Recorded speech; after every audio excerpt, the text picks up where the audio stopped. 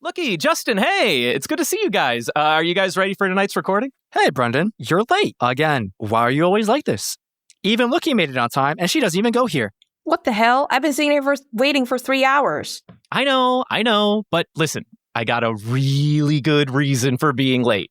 So, I was spending the last week at summer camp again. Brendan, that's not summer camp, that's prison. Anyway, I was able to get a transfer to the super mega go-away camp on the other side of the globe. Super mega? Are you talking about Australia, the former prison island? I don't know about all that, but look who I brought! Hey guys, I'm super happy to be here. The name's Mel. Wait. What? Yeah, we met at the mega go-away camp and really hit it off. She had a lot of really fun things to say about One Piece. Super smart. Yeah, he mentioned you guys had a podcast about it and invited me on. Thanks for having me here, you guys. Wow. Brendan, buddy, I take everything back. From now on, anytime you want to go to summer camp, I'll drop you off myself. Hey, thanks, Justin. I appreciate that. Yeah, Brendan, this is a great get. So Mel, what are you doing on the super mega go away camp? Nearly beating someone to death over mischaracterizing Sanjoo. We're gonna get along great.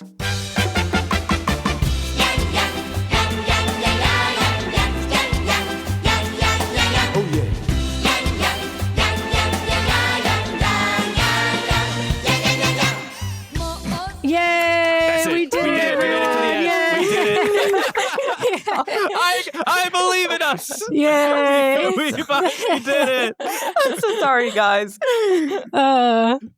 Everything's great. We're fine. I made That's a bit just within the bit that I didn't understand the bit. Okay. I just hope, because one of the things that happens when our editor gets a hold of all of our audio is that he automatically cuts out. Well, it automatically cuts all the no noise itself, like when he layers them all together or something like that.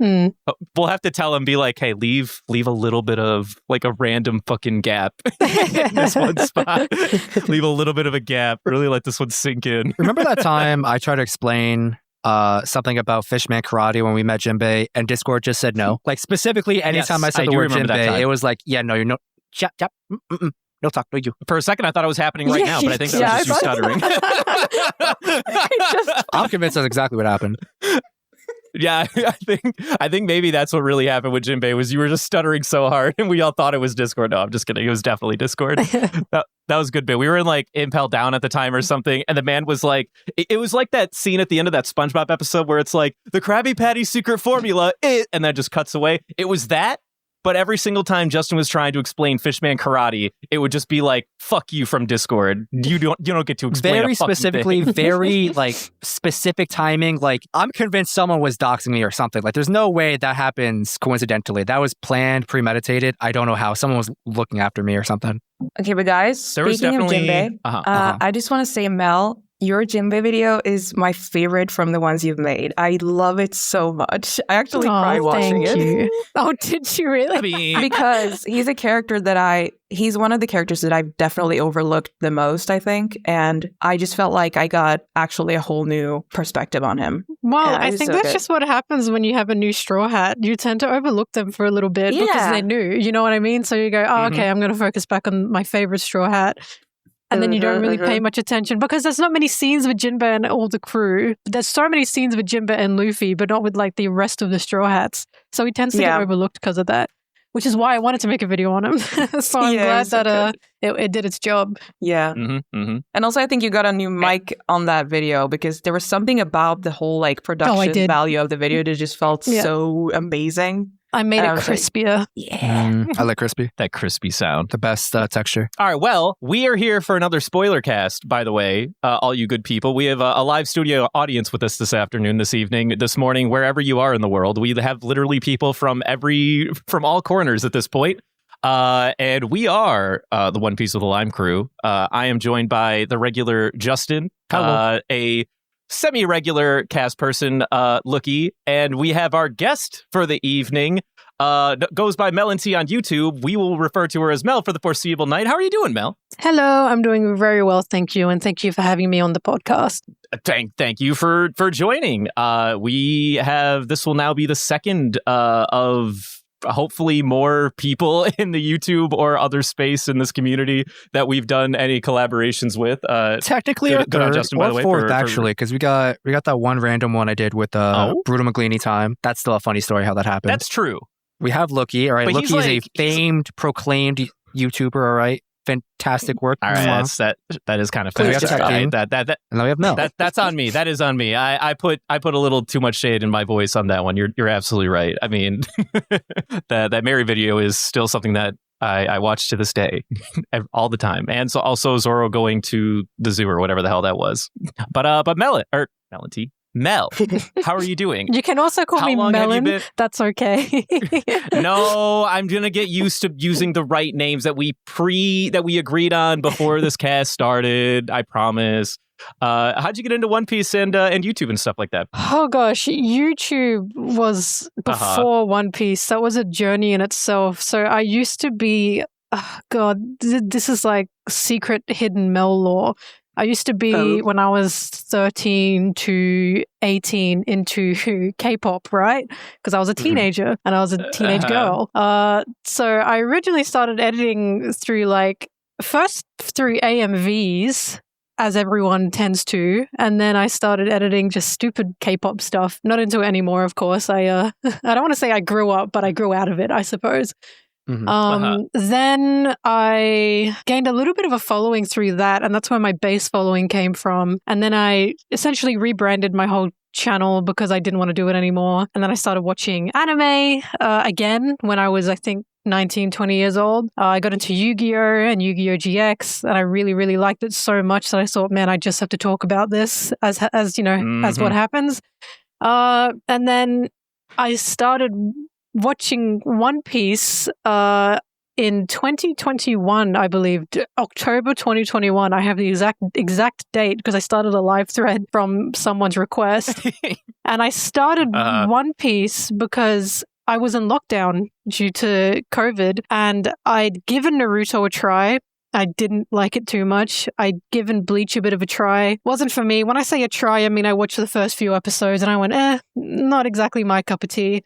I'd watched 4 seasons of Hero Academia and I just couldn't justify continuing to watch it because I realized I just wasn't that interested in it. And I was like, And I realized I gave all these shonens a go, except for One Piece, because I watched One Piece when I was baby, 4 kids dub. Nice. And same. I realized, well, I may as well give One Piece a shot since I tried these other ones. I was not expecting to like it. I was expecting it to be exactly the same as Bleach, exactly the same as Naruto, exactly the same as Hero Academia. Because what else would an outsider think, So I watched One Piece in 2021, not expecting to finish it, not even expecting to like it. And I remember specifically meeting Zoro and expecting him to be the cool boy persona, just a super serious, super boring type of character, as you tend to sometimes get in a lot of shonen. But he was so... Can I say the F word? Is that allowed on this podcast? He was so fucking silly and so stupid and so goofy. Especially in those first few episodes, he still is. I honestly think he's as goofy now as he's ever been. But he's so silly. He was just so silly. I was so surprised and shocked. Because I was like, what do you mean the Zoro bro? Because Zoro fanboys are famous. Everyone knows them. I was like, what do you mean this is Zoro? I had no idea this was going to be Zoro. Luffy ended up not being annoying, ended up being such a treat and such a charm. Usopp ended up not being annoying. Nami didn't end up being girl of the group. Do you know what I mean? Yes. Sanji wasn't just a pervert because he's a bit pervy, but he wasn't just that. He was so many other things. And I was shocked. I was so shocked watching the first East Blue saga of One Piece that I just got so into it. And the reason I started talking about One Piece on YouTube is because I couldn't find the content I wanted about it, which talks about the characters and talks about the story to the video essay extent that I really enjoy, because I love video essays and I didn't think I was good at them, but you learn as you grow. And I started talking about One Piece because I was like, I need to talk about it. I need other people to see One Piece how I'm seeing One Piece right now, because so many people out there have no idea what One Piece like really is. Like I didn't know what One Piece really was. And I'm desperately trying to get other people to understand like this is actually what One Piece is. I promise it's not just your stock standard battle shonen. I promise there's so much more here. And which is why I started making job at it. You're doing a great job showing people what One Piece is. Yeah, I mean, probably like 15 or somewhere between the ballpark of 10 to 20 character analysis videos later, all of which have made me tear up at one point in time or another. Thank you. But yeah, that was my monumental journey towards the One Piece. Now here I am, and now somehow I've become I guess somewhat of a name within the One Piece internet sphere, which is strange to think of, but because my journey's been pretty short. But I'm still here and I'm still reading it and I'm really loving it. So I'm very fortunate that I can now talk about One Piece like this and have people want to listen to me, I suppose. So I think people have been craving this content, I think, for years, because there's nothing like it. Especially the queer side of the fandom tends to keep to like Tumblr and Twitter and fan fiction, which is like great and all. But on YouTube, I mean, as you know, it's like very, very male dominated and like a specific type of video, a specific type of content that just like there are like thousands of One Piece YouTubers who kind of, not saying they're bad or like their content is bad, it's great, but it's kind of the same. Yeah, I understand. It's got a similar demographic, and it's just so shocking because like I've said this because One Piece is really male dominated in the West, especially. Like it feels very male dominated, but you will find fans of all sorts, you know, in the West as well for One Piece. But I've said this before, when you go to Japan and you see One Piece fans and One Piece events, the amount of, you know, One Piece fans there, it's just so inclusive. Like it's families and it's children and it's, you know, older women. There's especially so many women who are like in their 50s to 60s, especially, who are such major One Piece fans in Japan. I went to see One Piece on Ice, and I kid you not, majority of the audience for One Piece on Ice were like 50 to 60-year-old women. And I know they weren't just there for the ice skaters, because I went to a bar afterwards to have a drink with my friend. And a lot of those women were there, elder women were there, and I could hear them talking about, oh, Zoro, Sanji, Luffy, whoa, Usopp was great in this. And I was like, oh my God, it was so refreshing. You're so into it. Exactly, because One Piece is like, you know, just an iconic, like, home brand series in Japan. So, of course, everyone, it just has fans of every variety over there. And we have that in the West. It just doesn't feel like that because of how dominated the spaces have become online in terms of like, you know, the male fan base. So I don't know. I'm just happy to see that there's such a variety of One Piece fans out there, and I'm happy to try and bring more people in and have them come out, you know, and proudly proclaim I'm a One Piece fan as well, even though I'm not a man. Do you know what I mean? Yeah. It's been a little hard, but it's gotten better in the West, I think, at least in the States, as of late. Like from California, we have a lot more like brand things going on with like the One Piece property, which would be unheard of probably even 5 years ago. Whatever happened back with like the LA Rams or something like that, where they were like, hey, you guys check out the... I saw that. That's pretty wild. Can you imagine being at a basketball game and Luffy's face just pops up on the big screen? I'd be like, what the fuck? Who is that? And what is going on? Is he going to kill me? Why has he been posted on the screen? I appreciate the perspective. I want to live in a world where that's like a regular thing. Luffy's smile can be scary, though. Like, he looks crazy, which is great, but he looks insane sometimes. I don't know. No, I think his eyes look like serial killer eyes. When you put his eyes on any other person's face, that's what's scary. His smile's great. Yeah. It's the eyes, man. It's the eyes. They look like they will consume you. Sabo's eyes are the worst. They're the scariest for sure. And the fan base in Australia as well, they're so wonderful, because again, the online sphere can be a bit what's the word? It can feel like narrow sometimes. Do you know what I mean? Mm-hmm. But when I went to conventions and anime conventions and it was just filled with One Piece fans, like, Australia loves One Piece to the point we have like a One Piece cafe in the main city in Melbourne, that every time I go into the city, I see a Sanjoo statue, because it's right next to the train station in the city, and they have like the One Piece Plus burger is what it's called, the One Piece Plus cafe, and they have just One Piece themed everything in there. And I didn't realize how big it was specifically in Australia, because you can find One Piece stuff nearly anywhere in like not anywhere, but you can find it in a lot of different places. And my American friends were telling me it's hard to find One Piece figurines and it's hard to find a lot of One Piece merchandise in physical stores in America. And that just shocked me, because I can find it in so many places in Australia that I didn't realize One Piece was so big in Australia specifically compared to I guess America. So there are so many One Piece fans at anime conventions here, and there's such a wide variety of people, and they're all so lovely, from women to men to fellow queer folks that I love talking to. So it's just so lovely seeing just, how big, I guess, this fan base is, and how different, all the different people that are in it and who loves talking about it. So yeah. I love my favorite part about this series. I've never felt like forget anime in general or shonen, just any fictional property, I've never felt like has had the flexibility and creativity to include so many different people. Was one of the biggest reasons I'm so gravitated towards this franchise, and these fucking dumbass characters that make me laugh and smile every single time I watch them do dumb shit. Exactly. And when you talk to different fans about One Piece, my favorite thing, and you ask, your favorite character, a lot of the time, like if you say outside of the Straw Hats, a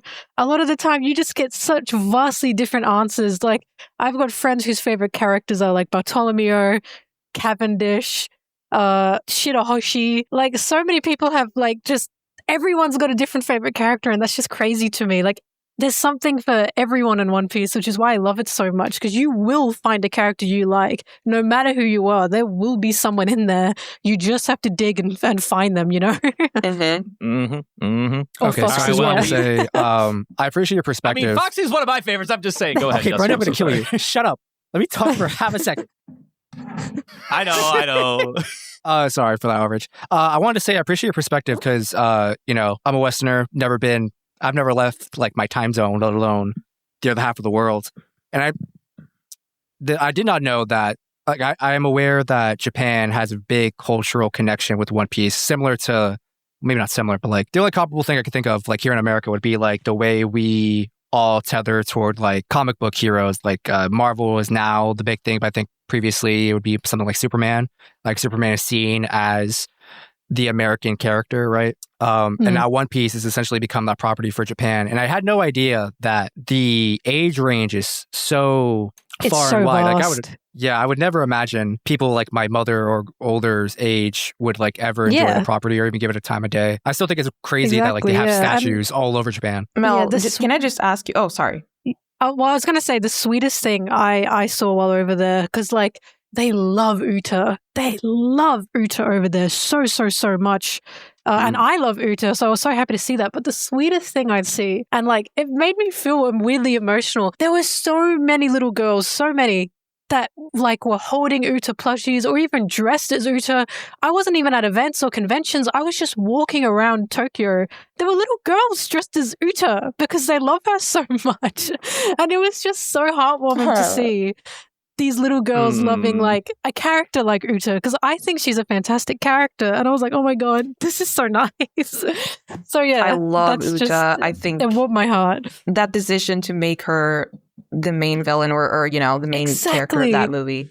It was so good. I hope I hope they understand that the success of this movie was due to they have. Oh yeah, being a musical and also being like, having this character, like, because they did announce another one, right? The next project. They're announcing another one. Yeah, Film Red was so popular that I believe it was in that year Japan's #1 box office movie in that year.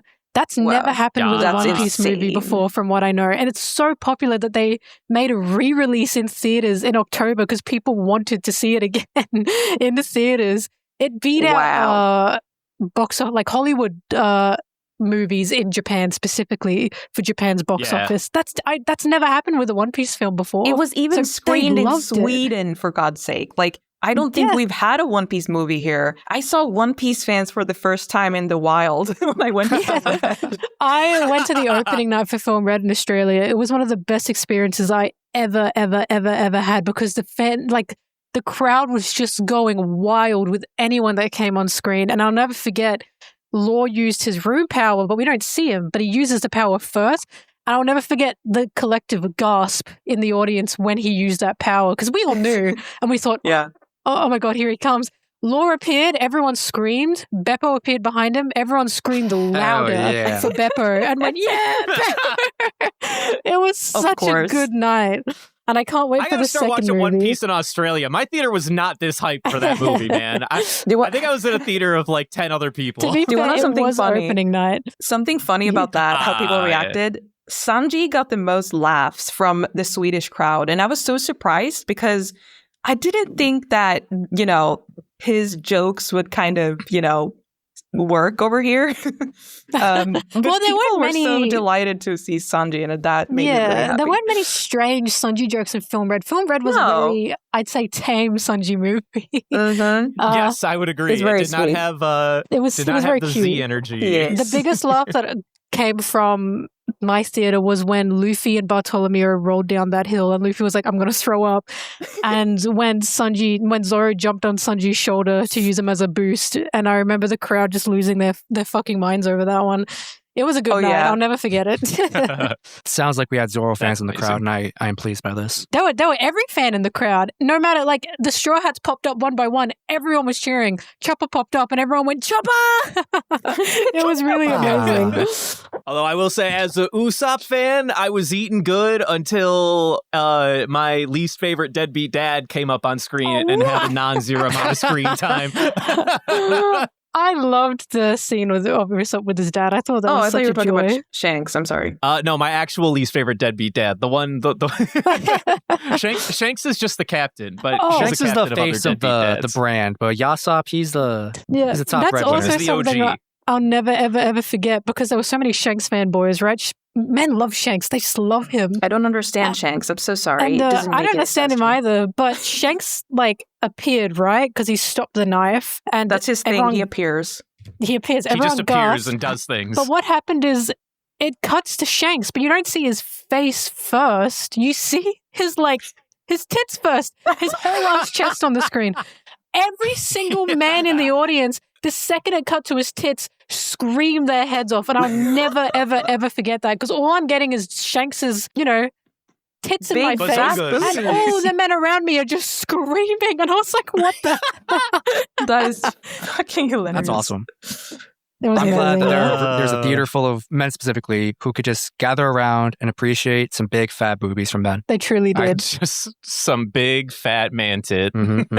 So, all right. Well, we're a little derailed. Justin, did you have a particular note? No, I just want to move on to the next thing here. Quick question. So I'm relatively new to your content in general, and more or less following your journey online and stuff like that. The only other collaboration I know you've done was an episode with the One Piece podcast I listened to a long time ago. It was good from what I remember. I wish I could remember any other specific details, but have you done anything else, or do you want to speak on that experience? I'm just curious. The One Piece podcast was scary for me because that was the first collaboration I was doing, and I was trying to be very, I'd say, formal. So I was like, oh God, I don't know how this works, because the One Piece podcast is known. So if I make myself look like an asshole on One Piece podcast, it wouldn't look very good. But the people working on One Piece podcast, they're great. They were very, very kind and very nice, and let me calm down a lot. And I made a good friend through it as well. So it was a really good experience, and I'm really always happy to do the One Piece podcast. I've been a bit busy these days, and I do try and branch out to do more things within the One Piece community. I'm just a bit shy to do things outside of my own channel and my own bubble. Even when I stream on Twitch and I do my manga readings, I feel not pressured, but there's just so many people. I never felt like I'd ever have so many people's eyes on me, especially doing a live reading of a manga chapter, and I go, oh my God, what if I say something wrong? So I'm just still in that stage of trying to be more comfortable to do more things and talk to more One Piece people in the One Piece community. So that's why I'm happy to do this, because I'm happy to do more One Piece things, and I'm trying to do more One Piece things anyway. Well, thank you for, once again, your time and effort for being here. Really appreciate it. And the feeling is kind of mutual. For me personally, it's, we have our little niche corner in the One Piece sphere, I think, but we're very much on the outskirts. And I don't necessarily want us to be the the face of One Piece content creation, right? I couldn't handle that pressure personally, or all of that, all the things that come with that kind of responsibility and notoriety, whatever. But I do want to feel like I'm connected with the community. I think our community here in this Discord server in our podcast is great, phenomenal. And I just want more people to I guess, see, peek inside the window and be like, hey, they're doing cool stuff in there. They're watching Nuvi Mites. They're playing Gardic Phone. They're doing XYZ thing. That's all I really want. So far, everyone looks lovely in here. I'm seeing everyone behaving to the best of abilities in the chat. Thank you, everyone. Yeah, I mean, other than at least one of them gargling an entire gallon of milk, I mean, I think everyone's doing great in here. No, but yeah, we have we've had a lot of fun with this cast over the years, and I personally, when we started this hobby or whatever, in my mind, I'm just I don't know, I just want to talk about my favorite series, into the void. I don't really care who listens. But now that we have a very small but mighty following, it's been very rewarding week to week to have everyone react to our takes and our thoughts, and sometimes our outrage. Oh yes, the outrage is the best. I love following the outrage on Twitter. I thrive off of drama, so I love this is bad, this is really bad, but I read the spoilers, right? I read all of the hints the hints. Yeah, yes. Sorry. I hate that I do this, but I love the community. My favorite part of the One Piece fandom is just studying the fandom behavior and just how people react. The thing is with the leaks and spoilers is that every single chapter, Sanji is at the center of attention. It doesn't matter if he's in the chapter or if something is related to him or anything. He's always. I have noticed that. I didn't used to, I don't read the spoilers anymore. I didn't, realize they were, spoilers back when I was first reading the manga. But I did notice, even when Snooji wasn't in the chapter, for some reason he was always mentioned. He would always trend with the chapter. Yes. And I was like, what is going on? He's not even in this chapter. And I don't know why that's the case. He's the it girl. I was like, what is going on? And I'm not saying this with Sanji goggles. I just noticed it. And I was like, I don't know why everyone's mentioning Sanji. He's not even in the chapter. But you've reminded me, my favorite ongoing fandom experience ever was definitely ZKK. That was the funniest. God, I love this so much. I genuinely say this with a lot of love. I do not have any disdain for Zoro fans, especially not Zoro bros. I love Zoro, right? So I understand wanting to root for your favorite character, but having that, he will kill, he will do this, he will do that every single week without fail. My God. I'll never forget that because Zoro was, passed out. Essentially dead. He'd literally seen, sorry for the spoilers, he'd literally seen, the Grim Reaper. Yeah. But these guys were still going, he's going to get back up. He's going to get back up. And I was like, I want someone to believe in me as much as these guys believe in Zoro. Because it was kind of I think it was just this is what love is to me. No matter what, believe in him. Love. I thought it was amazing. And I was like, these guys, they were getting angry. But it's I'm not saying this from a place of hate. I'm saying this was the most amazing event I've ever seen in terms of Zoro fans just loving him and being so desperate for him to want to have his big moment that they really are believing he's going to get up. It wasn't a question of if. For them, it was a question of when. And I was like, holy shit, this is just amazing. That was definitely my favorite fandom experience so far. Because I just love seeing the updates every week. The chapter would not be looking good, but the Zoro fans were standing their ground. They were not having it. That was beautiful. Hey, Justin, how do you feeling over there, big guy? Do you see yourself in any of this picture? Or as the resident Zoro fanboy, I will say ZKK is alive and well. Don't be fooled by the propaganda. I was just gonna say, is this alive? He's not dead yet. He's not Kaido. dead. Kaido is he alive? I don't know. We have no idea. I did hear a lot of jokes. Well, briefly when Kizaru. Spoilers for current stuff, by the way. In the manga, when Kizaru was being brought back in. One schmuck in the back was saying, guys, what if we were wrong about ZKK? What if the K was a different K and it was Kizaru all along? Hold on, switching of the Ks. I love this. Yeah. Yeah. I'm not opposed to this. However, I'm glad you're not opposed to it. I'm not doing this for you. Right now, people seem to want Sanji and Kizaru because of apparently that will be a good fight. I don't care. I want Sanji and Kizaru because I want Kizaru to have his change of heart. And Sanji is a character who he doesn't have a relationship with Kizaru, but I would just love him to be there, for his inevitable, or I think it is inevitable, his change of heart. I want Sanji and Kizaru to fight because I want to see Sanji get beaten up and be bloody on the floor. Same. And then get back and up. Oda loves that imagery, so I'm sure we'll get it at some point. Again. You're starting to sound that imagery. Starting to sound a lot like our editor, who at one point in time had Brendan, I kid you not, this quote. No. I think the series would be better if Sanji died from Eneru back in Skypiea. Oh my God. And I was like, what? Why? What makes the series better? And he's like, I don't know. I just think it would be a lot better. It would have more what should have happened is he should have died, but then it should have been a fake out death, and he comes back in the next arc. And he's like, I'm fine. Hal, is that you? Nothing happened. I mean, nothing happened. I would also be fine for that. Nothing happened. He just leaves for the rest of the arc. That's his nothing happened moment. He shows up in, he doesn't even show up in the next mainline arc. He just shows up in the anime at G8 and then fucking leaves again because it was a filler or something like that. He's like, hi guys, it's he's me, like I'm back. around, but he's not there permanently anymore. He just a cameo every now and then. It's just like you see a blonde a little round head somewhere in the crowd. He'll become the new Panda Man. Yeah. He becomes the new Panda Man for the rest of the series. Oh my fucking god. All right. But moving into some other highlights for the we have a schedule. We don't have to keep to it, but one note that we did have, Mel, what is your favorite episode of One Piece? Do you have one? Yes. Or are you just more like I do. Are you indeed. Just more like people oriented? Please give it to us.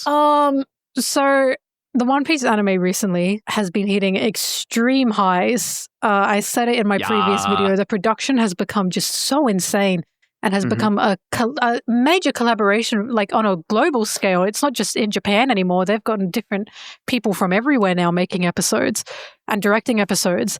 My favorite episode is episode 1061, which is Sanji's fight with Queen. Because they blew that out of the water. The way they took that original chapter and that original story and added those extra scenes that included the Iron Helmet and his family, his blood family, and even having scenes of Zeph and being on the rock where he starved and everything, including him running towards the crew as he finds a new freedom and life and love while beating Queen, and that's how he's like opening himself up and all that. That was just a phenomenal adaptation from the manga, in my opinion. Whoever made that episode loved Sanji. They just loved him, and you can really, really feel it because it felt like a fan-made episode. Yeah, for what it was. I just couldn't believe it. So that I think I've seen fan art of that.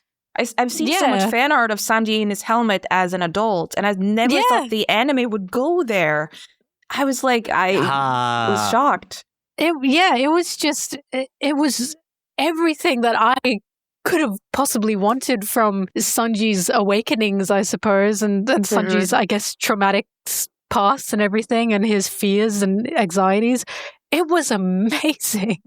So, however, that's definitely my favorite episode. Couldn't agree more. I think I speak for all of the level-headed people in the community. When people get upset about filler in this show, I don't think anyone minds fluff and filler, but use some of that fluff and filler and a lot of the character, if not traumas, just like backgrounds, to drive home a little bit extra emotion out of your audience. And I gotta say that in that episode, it was one of my favorite times watching Sanji do anything in the anime for the most part. It was not your standard shonen, beat 'em up fucking episode like him versus Mr. 2. It was him coming to terms with like a very emotional side of himself that we were still trying to get to the terms of at the end of Whole Cake. Yeah. Crying out loud. My opinion on filler and fluff is I would not call any scenes in that filler. I don't know, this anime community in general has this weird disdain for filler a lot of the time, but they don't seem to know when to call something filler or not. Like the G8 filler, that is like,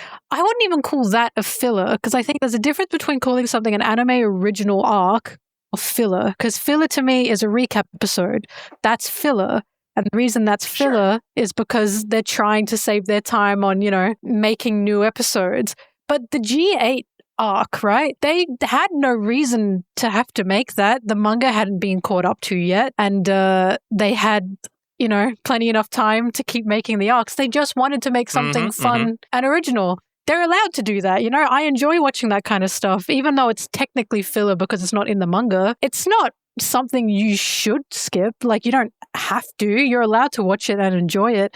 But when it comes to adapting things from the manga and adding scenes, that doesn't feel like filler to me. That's just someone having a vision, and wanting to make these chapters more. Same with Zoro's episode when he's fighting King. They made that so much more. They made Gear 5 so much more. These aren't fillers to me. These are just the process of adaptation and liberties. wanting to push these manga chapters to become something really great on screen. And this is why One Piece can be a little bit, because they kind of remove that vision from it. Yeah, that's why I don't particularly agree with One Piece to that extent, because I think people should be not allowed to, I'm talking like people are forced to watch One Piece, but I believe in watch it yourself, and if you get bored through the episode, you're in your right to just skip it. I don't personally agree with One Piece being like, no, skip all these episodes, only watch these ones, skip these parts, only watch these ones. Because it's like, you're allowed to, I think you should make that your own choice for that, if you want to skip it or not. Because some people miss a lot of really good parts, in my opinion, when you do that. I'm so happy to hear editor, you if say you're listening to this.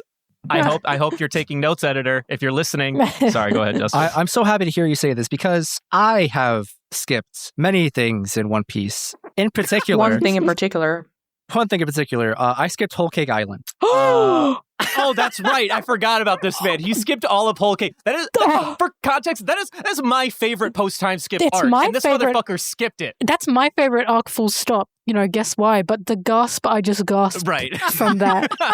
let I have no words. It's not going to make it no words. It's going to have context. So when I started One Piece, it was after I graduated high school. And at this time, Dressrosa was happening airing week to week. And I was catching up slowly.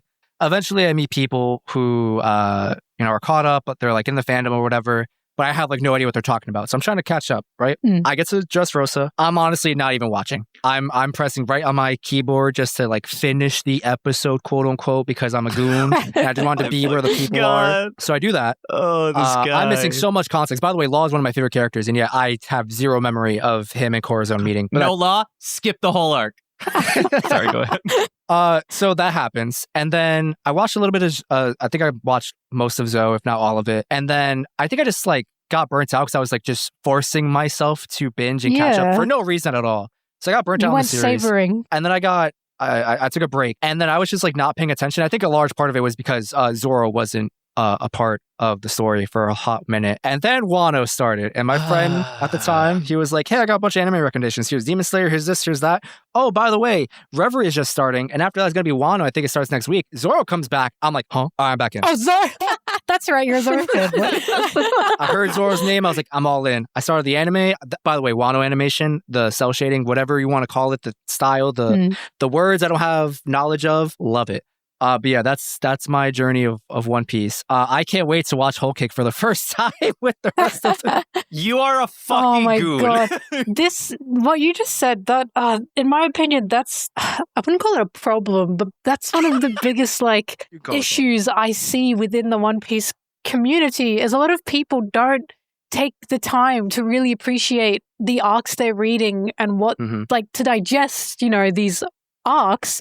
Because One Piece, and they skip things because of that, because they want to be caught up. Because of course you want to be caught up. You want to be, in with everyone. You want to talk about the current events happening in One Piece. You want to be caught up with the manga so you can read it every week with everyone. You want to watch the new episodes, all that kind of stuff. Because that's where the conversation's happening. So I get that. But this skipping of arcs, and it's I'm not saying, you're bad for this. Everyone sometimes, not everyone, a lot of people do it. We all make mistakes. A lot of people do it. We all make mistakes. But nobody's perfect. Yeah, One Piece is a linear story. And I feel like a lot of people don't realize that every single thing you're seeing has a reason and a purpose. That was the biggest shock for me for One Piece, that everything will come back around. Everything will make sense eventually. So when I see people skipping arcs, I'm like, you're going to miss a whole chunk of understanding because you just skipped a whole base of something that is being set up.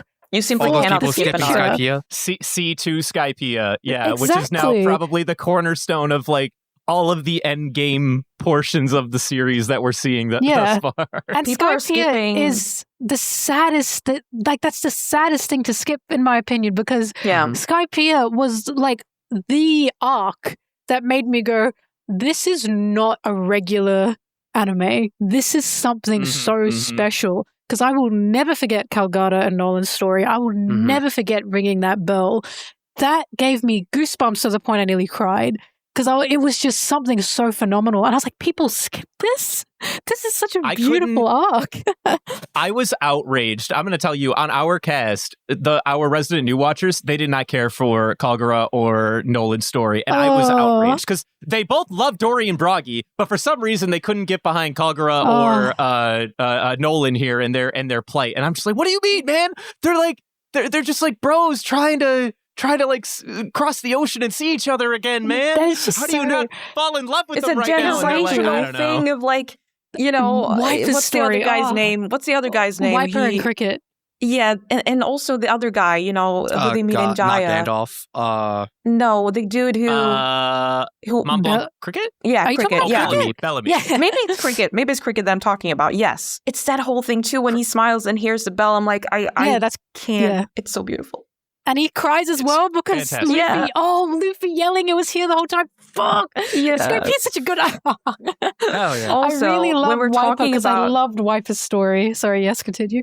I'm sorry, but I just need to bring this up because I know, Mel, that you're one of the few people in this fandom who supports and appreciates the one arc that literally everyone skips. And I understand that you can't I'm talking about Long Wing Long Pants, by the way. I know that you mentioned this arc in a few of your videos. I don't know if you mentioned it multiple times, but this is an arc that I am hoping will get the Skypiea treatment in terms of like people realizing it's important. Because the game has been mentioned, like Kaido and Big Mom. All these big characters and emperors revolve now around the Davy Back fight. Like, there's a reason it exists. Not only that, do you know, I need to share this with everyone. I found a theory on YouTube, this clickbait title. It was like, I just solved the One Piece and Otis and Mad Men. Of course, I clicked it. All great things start with, I read this clickbait on the internet. No, and it was so good because basically, I'm just spoiling this video now. The One Piece is located in Long Wing Long Land, and I don't need it to be there, but I just was so excited to hear a YouTuber mention this arc in a positive light for 30 minutes, and I was like, I just thought this was amazing, and it kind of almost made sense. Almost. Every theory makes sense. I believe anything I see when it comes to One Piece because you can connect anything. You can take any character and be like, hey, Oda maybe referenced the Spanish version of this name here, which means this and that, and that's connected to, and like I'm like, oh, okay, that makes sense. What an incredible writer, dude! That's just a testament to like the creativity and the natural flow of his narrative. I swear to God, it blows my mind all the time. I mean, as you know, if you've watched my Zoro and Sanji Wings video, I will die on the hill that Zoro and Sanji's dynamic and Wings dynamic started from Long Ring Long Land. It was so significant for them specifically to build up that trust and, I want to say, equality in each other, to trust each other and to have a respect for each other. Because as I say in the video, it's really significant that Zoro reaches out and says, essentially, I need your hand, I need your help. Yeah. And Sanji, of course, says, of course. Like, that's what we were waiting for. That's never happened before. Verbal acknowledgement. It has never happened. Yeah. Also, there's a reason. There's a reason they reanimated this for the special 100 thing. It's so important. That's why they were like, this is their moment. And now we go to Wano where they're fighting King and Queen. And as I said in the Zoro and Sanji video, King and Queen argue with each other the way Zoro and Sanji argued with each other in the Long Ring Long Land fight. The only difference is King and Queen don't reach out to each other. And we see the drastic difference between two wings that don't respect each other and two wings that do, because Sanjoo literally yells for Zoro to hurry up and get back up because he acknowledges he needs the help, and Zoro acknowledges he has to give that help, and that's why they work so well together. Anyways, that's good arcs. No, can we stay on this track for the rest of the thing, please? All right, hold on. Let's not get too carried away. So the you next, just dove into the death pack will come back. So you dove into a little bit of character analysis here, and we were curious. How did you start? Like you said, you're now making content that you wanted to see in the YouTube space. And I'm curious if did you go to uni and have like a creative writing degree or anything like that? Like, how did we get here for you? How are you so good at making videos that make me cry? I have to know. I was always a fan of literature and English, especially. Like, that was my top subject in high school. I went to university and I did a Bachelor of Screen Production. And the screen production bachelor was basically everything to do with screen and movies and media, from literature to movies to TV shows to gaming, just everything under the sun. And we got taught about, Hollywood, Bollywood, Asian media, specifically with like Chinese cinema, South Korean cinema, especially, of course, Japanese cinema as well. We even talked about fandom spaces and how they work, toxic fandom spaces and how they work and everything. Where can I get this degree? In Australia. One of my teachers also, do you guys know Untitled Goose Game? Yes. One of my teachers made the music for Untitled Goose Game because that was an Australian-made game. And of course, he took the experimental screen production course, I believe, and was basically telling us, how to break the boundaries with like gaming and all that kind of stuff, and how simple can still be good and all that kind of stuff. But I basically I've always loved specifically just diving into story, character, because I personally do not think I'm fantastic at writing stories. I think it takes a phenomenal mind to write a story.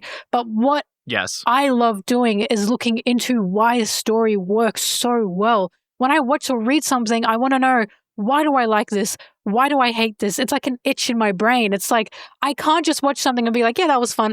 I then have to be like, but what was fun about it? What was enjoyable about it? Why did this retain my attention, but this didn't? Which is why One Piece was insane to me, because it all kept my attention through all episodes, through all chapters. That is an insane feat to have for so long, to keep this up. And that's why I was like, I just have to dig into One Piece. I just have to know what makes it work, to know what makes it tick. And that's just why I guess I can write the way I do. I don't know. It's a combination of interest, and the more you do it, the better you'll get at it. Like, of course, I wasn't like this when I first started out, but the more you write, the more you become a better writer. It's the same as anything. So yeah. Yeah. Mm-hmm. Your writing is really great. I like even your like tweets, I've noticed. I just sometimes catch myself. No, for real. No. It's an art. The art of tweeting is something, like, to be able to communicate something in that short amount of words. I'm really impressed. I think it's really, you have a way with words that is amazing. You just reminded me. I made a tweet where, because I did not realize Kid had Conqueror's Haki, because I don't pay attention to who hasn't have Conqueror's Haki, and it made me laugh because Luffy has it, Kid has it, but Lord does not have it. So I made a joke and was like, I didn't realize Kid had Conqueror's Haki, but Lord didn't. And I called Law a bum. And that was just a joke because I love Law. But the amount of people that went, what is she doing? Why is she power scaling now? And I was like, no, I'm not. You can't mention cogs. You can't do that. Oh my God, why? Who made that the acronym? I don't know. I mean, I called Laura bum and cockless, and people took it seriously. And I was like, no, this is a joke. While you're at it, call him Chip Skylark as well, because he apparently looks like Chip Skylark. That's, he does look a little like Chip Skylark. I Put that together until right now. Oh my God. I do think he looks. You're right. He looks a little like Chip Skylark. I'm not going to lie to you. I love All Law. I'm saying is, he does. Look in the chat. That's Law right there, and that's why I can't find him attractive. I'm so sorry. I love Law, but I don't think of him in any way.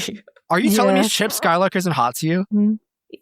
that he's not hot to me. Yes. I mean, he was when I was like 10. I'm not like that anymore. Bro, look at that goatee. That's so crisp and clean. The blue eyes. Lord just looks like the guy from Daria to me. That's what I first thought of. They resemblance in uncanny. God, I don't know his name. Wait. Daria, but they look exactly the same. Maybe I can find a GIF. Yeah, I'm trying to find a GIF. I just is it him? It's this guy. Yeah, it's this guy. Yeah. Oh my God, why is Law in every universe? What is this? He's got nearly the same amount of earrings too. That is Law. What the hell? Holy shit! Oh my the Law God! phenomenon. You guys together just we're universally just found what you were looking for. Mm-hmm, mm-hmm. Oh my God! The Law multiverse with the soul patch and everything. The Lawverse. I wonder if he's got tattoos on his knuckles that say death, or in our case, fart. What's our sticker? The fart sticker. Oh my God. I love fart sticker. Good shit. All right. Well, thank you for answering those questions. We promise that for the duration of the evening, the personal, what's the word? When we constantly ask you questions about yourself. The interview portion is concluded. Kind of. The interview portion of you and your person has been completed. Now the interview portion where we talk about the anime has begun. We're on Dressrosa. And we're having a great time. Yes. We did do Pace for Punk Hazard. The guys, they had mixed feelings about it. They were like, yeah, it was good. Like 7 out of 10. I think their harshest take has been, in my personal opinion, they hate Lucci universally. They can't stand the guy. They think he's like the worst villain of all time. And then, not that that's like an extremely hot take, but I do think their disdain for him was a little out of nowhere, to be perfectly honest. Because I try to explain to him hey, he's just an extent, he's the bad wall versus the one with the personality in the weird guy with the mask thing or whatever. Anyway, moving on. Spandam, thank you. But in Dressrosa, they're having a great time, and we get to have fun with Doflamingo, everyone's favorite. Yes. Everyone's favorite Duffy boy. Little fucking creep with strings for powers. Yeah. We haven't gotten to the part where the toys become people again. We're just before that happens, I think. Unless, I think I missed a week, so maybe they did get to it officially. Last thing I'm not we sure. watched was 676, and it's right when Sugar feeds Usopp the Tatabasco Usopp the thing. bull, yeah. And you end with just him knocking her out, and then end title card, whatever. So next week is going to be fun. Or next recording, whenever that is. We're there. We're finally there, boys and girls. We got to my favorite part of the arc. Can I say something about that particular moment? That when I rewatched that for this episode, I was like, I wasn't that taken aback by the expressions, because something has happened to me where the expressions in One Piece where eyes pop out, that is so normal to me now that when I watch other anime, I'm like, why are your eyes in your skull? Why are you not reacting?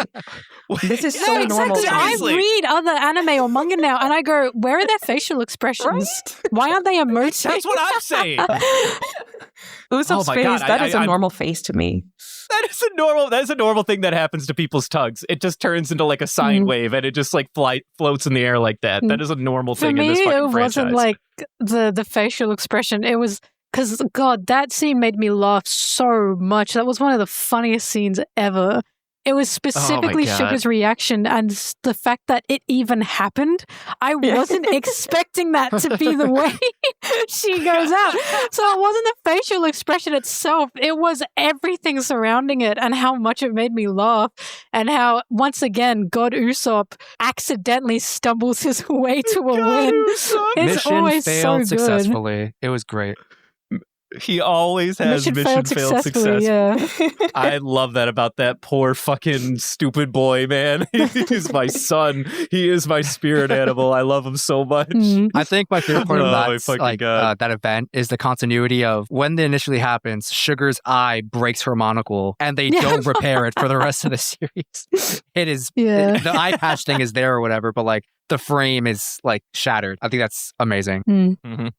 But what are your thoughts, Mel, on Dressrosa? Is it an arc you like? You dislike? I mean, your profile picture would dictate that it must be.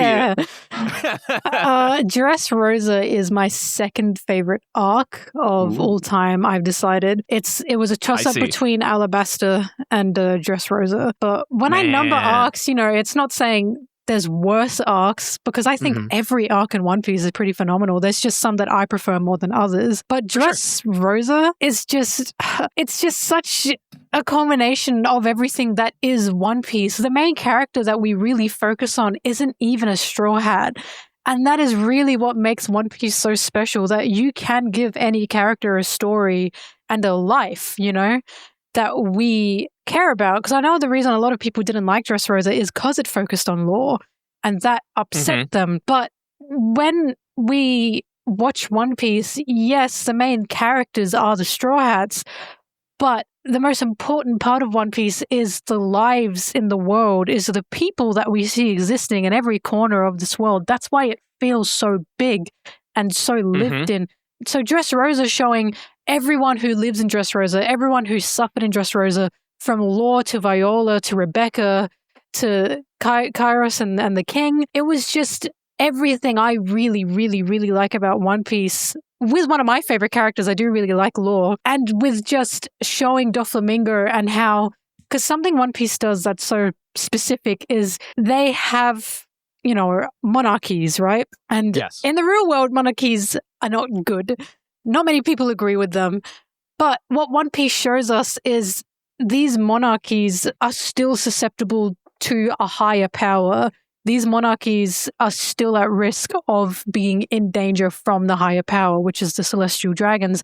So when we see good kings and good queens and good royal families in One Piece, we know they are making that active choice and the hard choice to protect their citizens in the best way they can, because they're at risk of the celestial dragons by wanting the best for their kingdom, because the celestial dragons don't care. The easiest path you could take as a royal in this world is just not giving a shit and just living your best life. So when we see these kings and queens, such as Dressrosa's Viola and Rebecca and Kyros, I don't know how to say his name, and the king, we really feel for them because this is their homeland. They're not just the king of this land, this is also their home, and they're watching it go down, you know?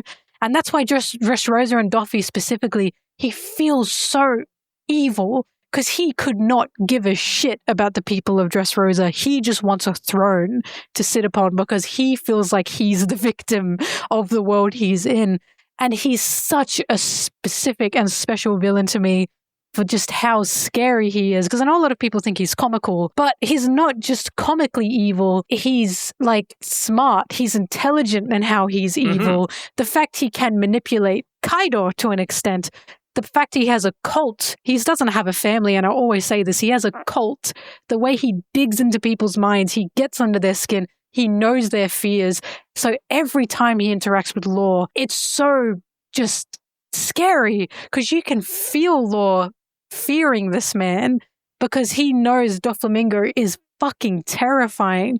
So Dressrosa just had a fantastic villain, a fantastic story, a fantastic following of someone else's life that expands the world, and a fantastic Luffy moment as well in terms of what he says to Doflamingo. And I won't say it now, of course, but like his final speech to Doflamingo was just fantastic. Like it was just everything together. I love seeing Luffy angry for these reasons, because I love seeing Luffy's passions really come out like that, especially to someone as restrictive and evil as Doffy. Dressrosa is just a really, really, really good arc, and I really, really like it.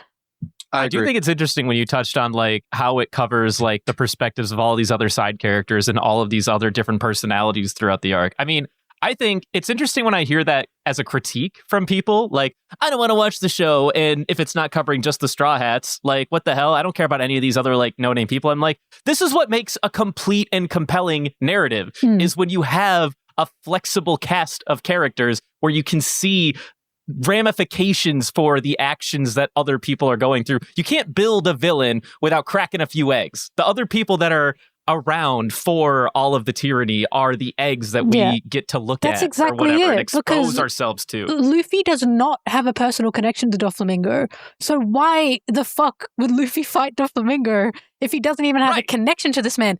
That's what Law's there for. That's what Rebecca's there for. That's what the entire kingdom of Dressrosa is there for. It's Luffy seeing what this man is doing to people he's met. He now appreciates, he calls his friend. He always calls Law his friend, even though Law, says no. And that's he's his buddy. Exactly. That's the point. When we fight Doffy, this isn't just Luffy's taking out another bad guy. This is everyone's hopes and dreams in Dressrosa from Viola to Rebecca to Law is on Luffy because Doffy has ruined all these people's lives. And that's why we need those connections and these people in One Piece's world. Otherwise, we're just seeing Luffy just fight someone for the heck of it. And that's not what One Piece is about. They're not fighting anyone just for the heck of it. There are reasons these fights are happening. There's connections in the grand scheme of things, and that's what's so important. And that's really what makes One Piece and Dressrosa just shine so much, in my opinion, as an arc. I would also like to thank you for never mentioning Rebecca once. It helps me and my agenda that Law was the Vivi of Dressrosa in being the princess of the arc and not Rebecca. I know, so thank you for Law that. 100% was the princess of that arc. I do really like Rebecca because I feel so sorry for her, of course, for what she has to go through. She's a great character. I just want to call Law the princess of the Dressrosa. He really is. He's Princess Carried, for God's sake. He is. Mm-hmm. That's all I'm saying. Everything's aligned. Everything's aligned. All right. Anyway, sorry. Thank you. That's my background. Just we'll put that one behind the door and lock the key up really quick. Mel, I love hearing you agree. talk about One Piece so passionately. It warms my heart so much. I love talking about it. What about you, Justin? Do you have any things you want to chime in on? Do you have any Dressrosa points that you are looking forward to us either not that we haven't done yet or things that we've already passed or whatever?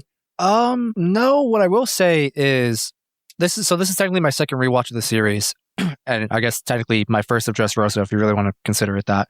But I really appreciate just the journey I'm going through of truly reliving certain things and going forward, quote unquote, all the way and then coming back, you start recognizing these connections that are made down the road and seeing where it starts from, in Dressrosa and things like that.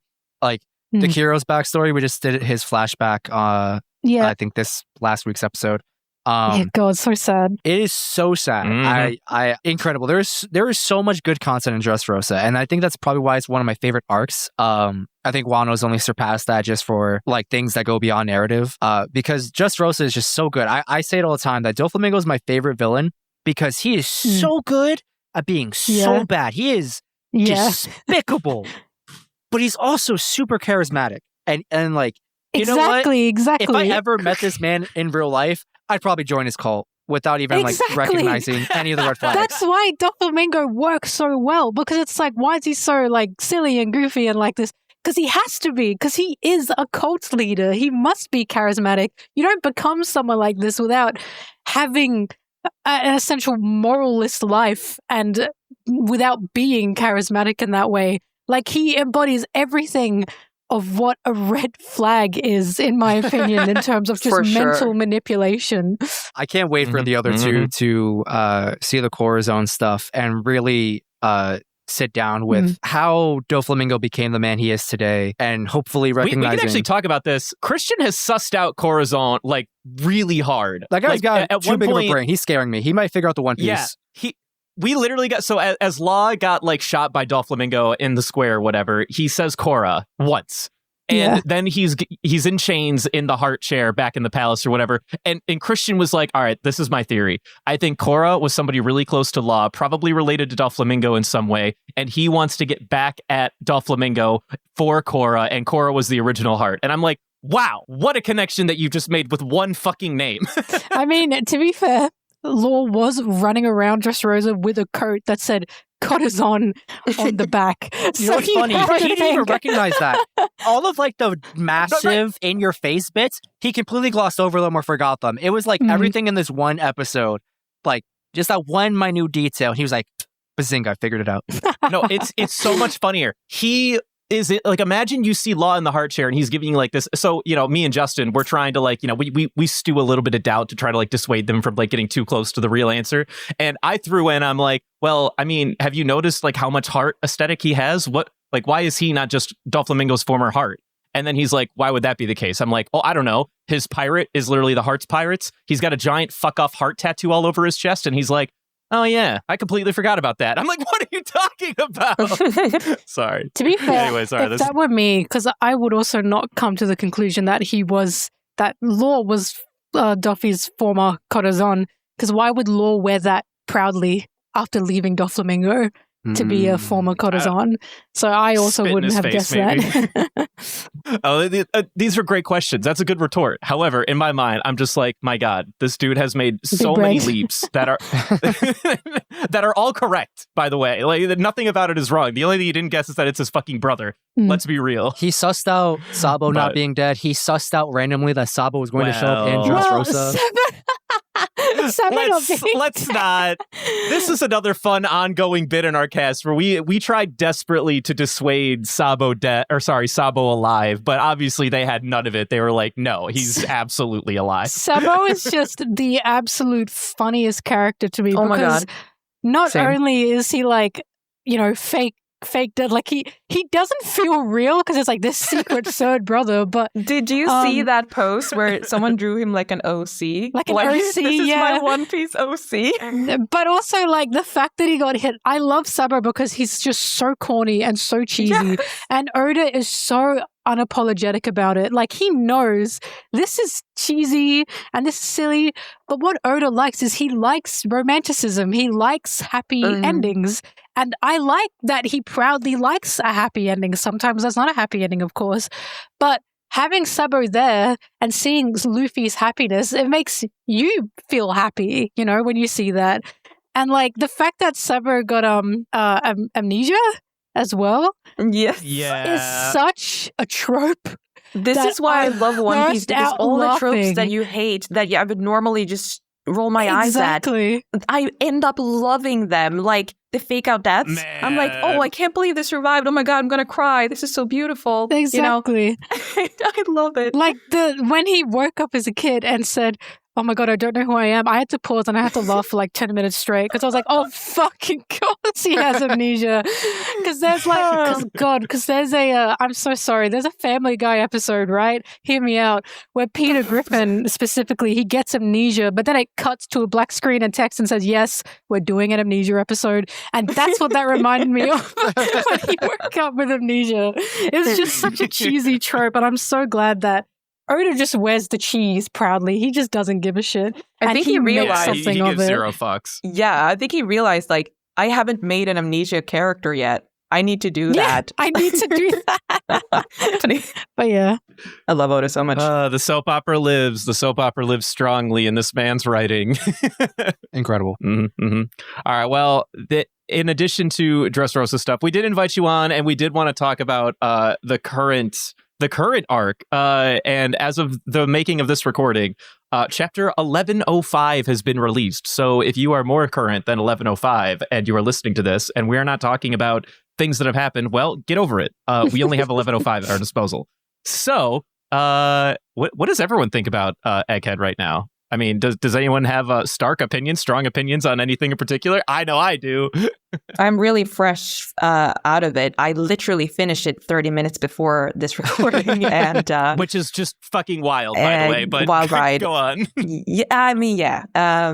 From what we talked about, I just want to go back to like the cheesiness of One Piece and like how a lot of people are like hoping for a tragedy. At first, I was hoping that Kuma would die because I thought that would fit his tragic arc, or like, that would be the final thing, and that Bonnie would, or that, his consciousness would be transferred into the pacifistas. That would also be beautiful to me. But now I'm like, after this chapter, I just want him to stay alive because I feel I feel hope in my heart. And I'm like, okay, that means Oda is probably also, that's why I feel hope, because it's possible. This is why I don't know, man. When I was reading it, and there were so many people going, oh, Kuma's going to die. I just don't know, because as I said, Oda loves his romanticism. He loves his happy endings. By all means, Kuma can and would die. That would wrap up his ending. But also, by all means, Oda can and sometimes will just give that happy ending because he wants people to feel hope and joy in the world. Luffy's character specifically is about giving that hope and joy, about making miracles happen. So I can't say, like, at all what is going to happen to Kuma. I just don't know. Because I can see Oda going either way with this and doing whatever he wants with this. I can see a tragic end and I can see a happy end because that's just what he likes doing.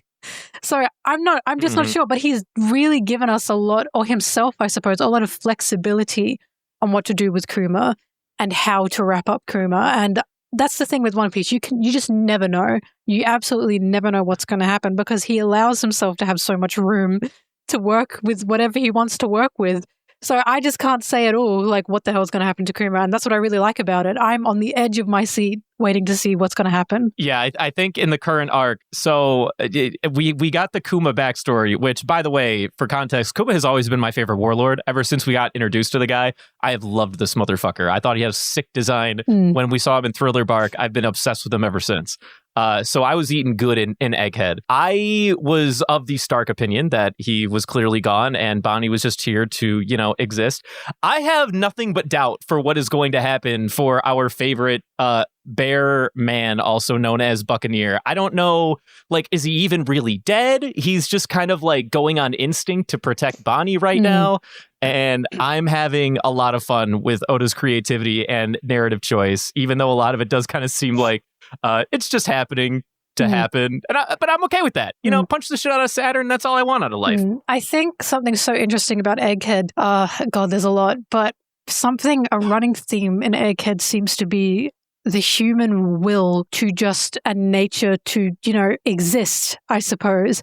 Because one of the beginnings of Egghead is we see Lilith and they're talking about the shark and she says, I just can't cater in the natural mind of these creatures. I can't control the natural state of these creatures. Then Kuma runs in to save Bonnie and Vegapunk says, well, this shouldn't be possible, but there's no scientific explanation for this. This is just human will and human nature that you cannot account for. This is basically us seeing that Kuma's love is so deep for Bonnie that he overrided any scientific means that he should have, had to die to protect Bonnie. And even Vegapunk is just baffled by that and amazed by literally the power of love, right?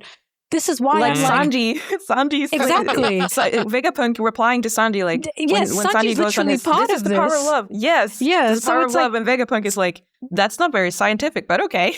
Exactly. So seeing Kuma the way he is, and yes, he's lost a lot of himself and a lot of his life, we are literally being told by the smartest man in the world, you cannot account for human nature. You cannot account for the human soul. Who knows what is going to happen to Kuma? If not even Vegapunk now understands how Kuma's running.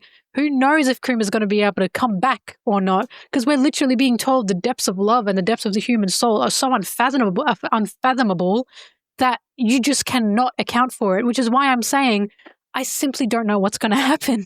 I can see the happy ending just as much as I can see the sad ending. It's such a deep arc because, oh God, so many arcs and characters are about love, and I really, really, really love One Piece for that. But this one really is really about that, the human soul and just how powerful it can be to go outside any realms of, numbers and logic to be able to, for Kuma to be able to do what he's doing. It's been a long time. And the poor guy has just had so much tragedy in his life too, right? The fact that we can see that he has the ability and the capacity to withhold this kind of love and devotion towards his daughter after all the shit that this poor man has been through in life. It's honestly, it does actually bring a tear to my eye thinking back on how much actual trial that this poor guy has gone through.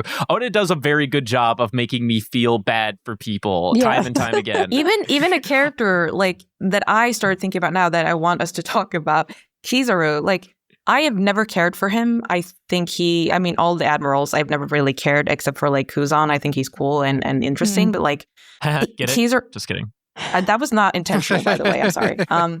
But you did it anyway. Yes. Go on. Anyways, but Kizaru, a panel or a scene that really touched me was when they had this pizza party in the laboratory, and it was this collection of people is so random, and I don't know, and seeing the silhouette of them dancing, it will always remind me of Nika, of course, and I think that was intentional, that connection of between because this is also the Nika arc, I guess. But oh my gosh, this character, my favorite trope in fiction is basically the villain, disobeying the making puppet you master. Like the villain. No, the villain betraying, like Darth Vader, throwing Palpatine down the thing.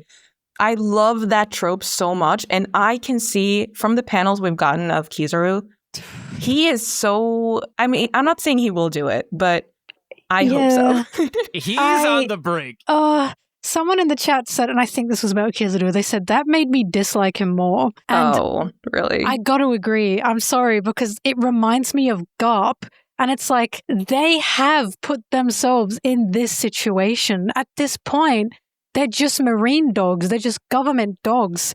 And it's like, I don't feel bad for him at this point because I feel bad for Vegapunk instead.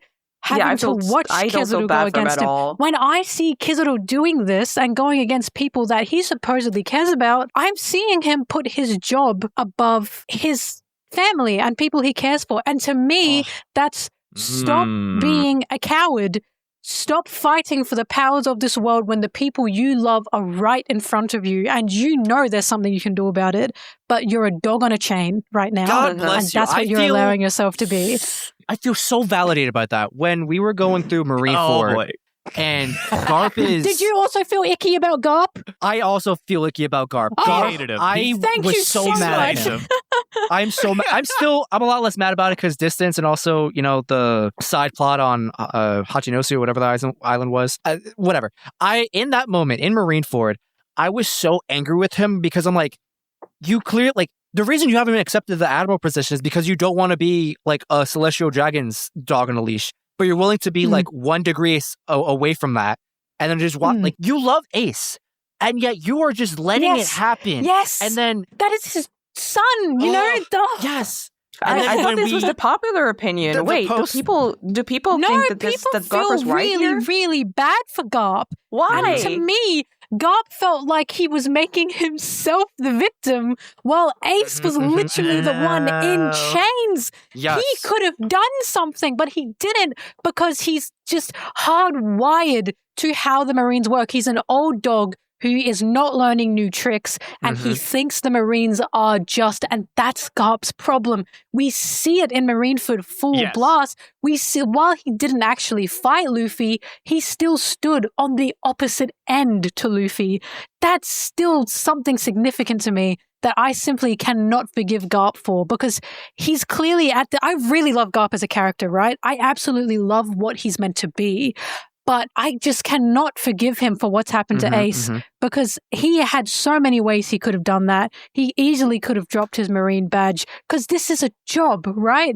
He doesn't have a family now that he needs to essentially like make sure they stay safe. He can save his family at that point in time by helping Ace, and he just doesn't. And it's like, it just peeves me so bad when Dodon started punching him and saying, how does Luffy feel? Think about how Luffy feels. I thought, thank you for saying it. Luffy was the one who did the most because he cared so much about Ace. But Garp was really hard for me to feel for because I was like, you're literally watching a kid you've raised since birth in chains and you're telling him, well, should have been a Marine. You did this to yourself. I'm like, oh my God. You chose his life. Yeah. I'm like, okay, even if that's mildly true, like, do you just not have a heart? Is your job like that much? That mean that much to you? And this is what Vegapunk says to Kizaru. Do you not have a heart? And this is why I desperately want this to happen. Not that Kizaru will be redeemed, but that he will last minute do something at least. That would I just want to see it. I just want, I really, really like these Marine characters. I like Garp and I like Kizaru. So many people think I hate Garp. I do not hate Garp. I just kind of hate this perception of Garp that a lot of people have that, oh, poor Garp, he's a hero. And it's like, that's such propaganda.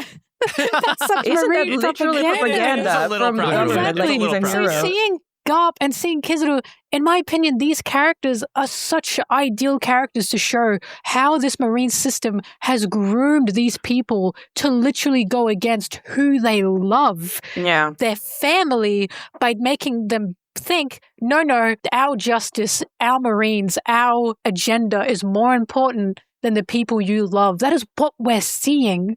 And that's why these Marines are so interesting. It's why I like Smoker so much. Because Smoker said, fuck the Marines. I don't believe in their justice. I will do what I believe is right. We watch Garp and Kizaru. We're watching them doing what they know in their hearts they don't feel is right, but they're being told this is the good thing for the world. So they do it, So it's like, I really like these characters, but I find it hard to feel bad for them. But at the same time, they've literally been just hyper groomed into this marine system to be these admirals and to be these marines. So I have no idea what's going to happen to Kizaru, but I truly do hope, like you, he steps over that line and he has a moment of clarity, like Aokiji did with Robin, and goes, holy shit, this is terrible. Like, this is not justice.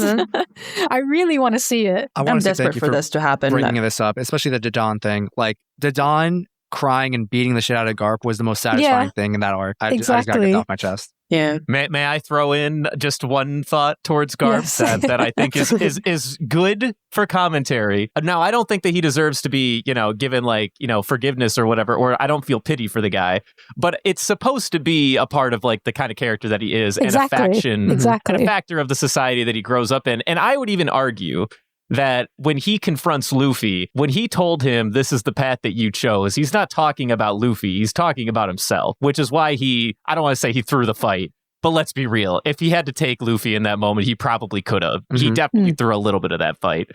And when he went back to Dadan, why did he go back to Dadan? He didn't go back to say hi to the townspeople. He went back to Dadan so somebody could fucking tell him that he made the wrong decision because he knows he did the wrong fucking thing. Exactly. He wanted that fucking validation. He wanted someone to spit in his face and say, you fucked up, because no one around him has given him what he needed. And he knows he fucked up. Yeah. And I don't think that it's not about feeling bad for him and the decisions he has made, or even like being sorry for the position he put himself in. But it's supposed to be about being sort of attached to a character that struggles to maintain boundaries over the things that they feel like they need to do to maintain order versus the things that they want to do in order to keep their loved ones alive and whatnot. And there is some fun commentary in at least that conversation. And with a lot of Marines, it's easiest to play around it with.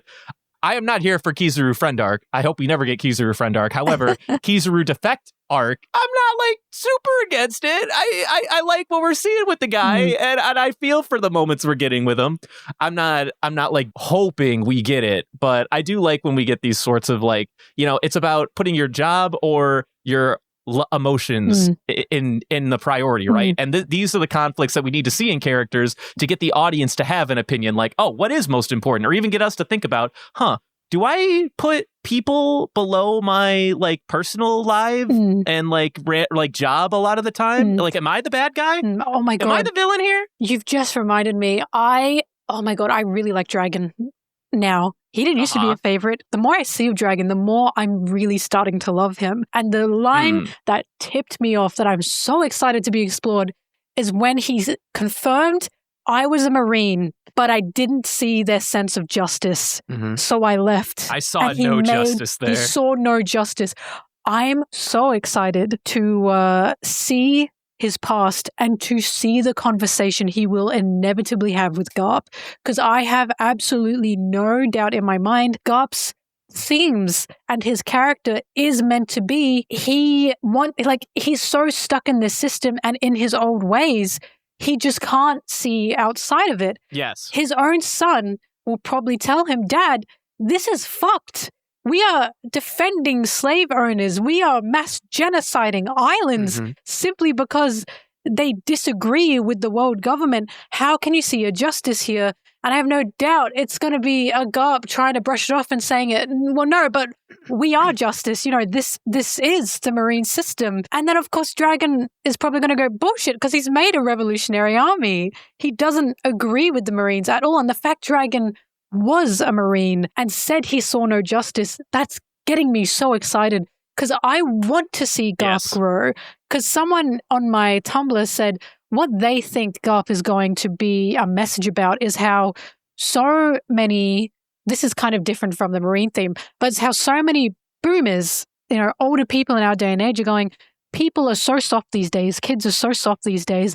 Back in my day, it was like this or not. And those older people don't understand what they went through wasn't healthy either. What they went through was traumatizing and they don't recognize that. They don't recognize that the old way is not the good way, that it's just as bad for them as it would be for the newer generations, and they would benefit from realizing that. And I would love to see Garp be that message about like, he thinks the old way is correct, but he's not realizing this has also been damaging to him. So he's essentially continuing on that cycle of how he's raising these fucking kids, like how he raised Dragon, probably by throwing him in a forest, how he raised Luffy by throwing him in a forest. Mm-hmm. Did that happen to Garp? Is that why Garp thinks that's the correct thing to do? I can't wait to see Garp's backstory or anything, from his... Yeah. I actually think that Garp was raised relatively normally, and then he was like, this is fucking stupid and boring. I'm going to do my own thing. And then he just was like, I'm going to throw all my kids in the forest. Yeah. And that's what happened. Or he's trying to toughen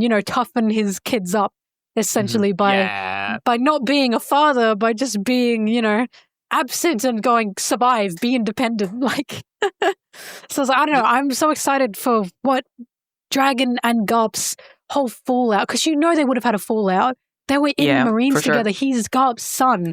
What is that conversation going to be? I'm just so excited for that because I really want to see Garp grow. I really, really, really do. Because in my opinion, Garp saving Kobe is not Garp growing because Kobe was a Marine. There's a huge difference between Kobe being a Marine and Ace being a pirate. I do not think he made up for anything by saving Kobe because Kobe is in a system Garp agrees with, but Ace wasn't. Mm-hmm. So I really, really, really just want to see Garp have this moment of, have I ever been doing anything right? Is my life's work meaningless, Because that's the problem with Garp. If he acknowledges the Marines are kind of shit, that's his life. Of course he can't acknowledge that. So I'm really curious to see what's going to happen with him. And that's his flaw. We like flawed characters. We do. We need more flaws. Yes. I want to chime in real quick. This conversation is making me think back to, I used to go to college and I was, toward the end of my stay there, was a English major. And I eventually came across a bunch of literature about intersectionality and things that I care about. And there's one quote that I remember, I believe it's from an author named Kimberly Crenshaw. I might be wrong. But in an essay of sorts, I think I remember her writing, you can't destroy the master's house with the master's tools. And I think about that in relation to the Marine system where you have people like Smoker, like Garp and other Marine characters. You have Sword on the sideline where they have, especially Sword, they want to change the system, right? But they are still operating within the system they're trying to destroy. They're still using similar techniques and tools and ideas and things like that. And so I'm really curious on, I'm not going to say Oda knows anything about this person's literature or even that quote, but I kind of see it personally. I see that parallel, or I can see where that could exist and fit and be framed in One Piece. And I'm curious where Oda would go with that. Is the Revolutionary Army, the solution? Is Sword the solution? Do we need to topple over the world government and build from the ground up? Do we need to abolish it entirely? I'm really curious on where Oda's answer with all that goes, if it goes anywhere at all. Yeah, Smoker is such... Oh, God, he's one of my favorite characters. He's my favorite Marine. Because Smoker's introduction alone was so good because he has a little girl run into him and, spill her ice cream on him. And the most interesting part of that is everyone is terrified and he's a Marine. And I'm thinking, wait a minute, the Marines are meant to protect people. Why are they so terrified that a little girl has spilled her ice cream on a Marine? And of course, that subtle, scene builds up so much in telling us what the Marines really are in this world. So when Smoker leans down and says, "Oh, I'm sorry, my pants ate your ice cream," and gives her some more money to go buy some more ice cream, everyone is relieved. And I'm like, oh my God, you see Smoker is, I don't want to say not like the others, but Smoker's clearly kind of an outsider in terms of how the Marines work because he surprised them and he made them feel comfortable. And when Smoker chases Luffy and they say, you don't have the jurisdiction for that, he says, I don't care. Tell the Marines to, suck my ass, essentially. I couldn't give a shit. And then anything he does, because in my opinion, what Smoker's character is he's the recognition that Smoker wants to do the right things, but he's the understanding in this world, doing the right thing means usually becoming a vigilante. You become a criminal. A lot of people who just want to do right by the world, if they're not in the Marine system, it doesn't matter. You're seen as not doing the right thing.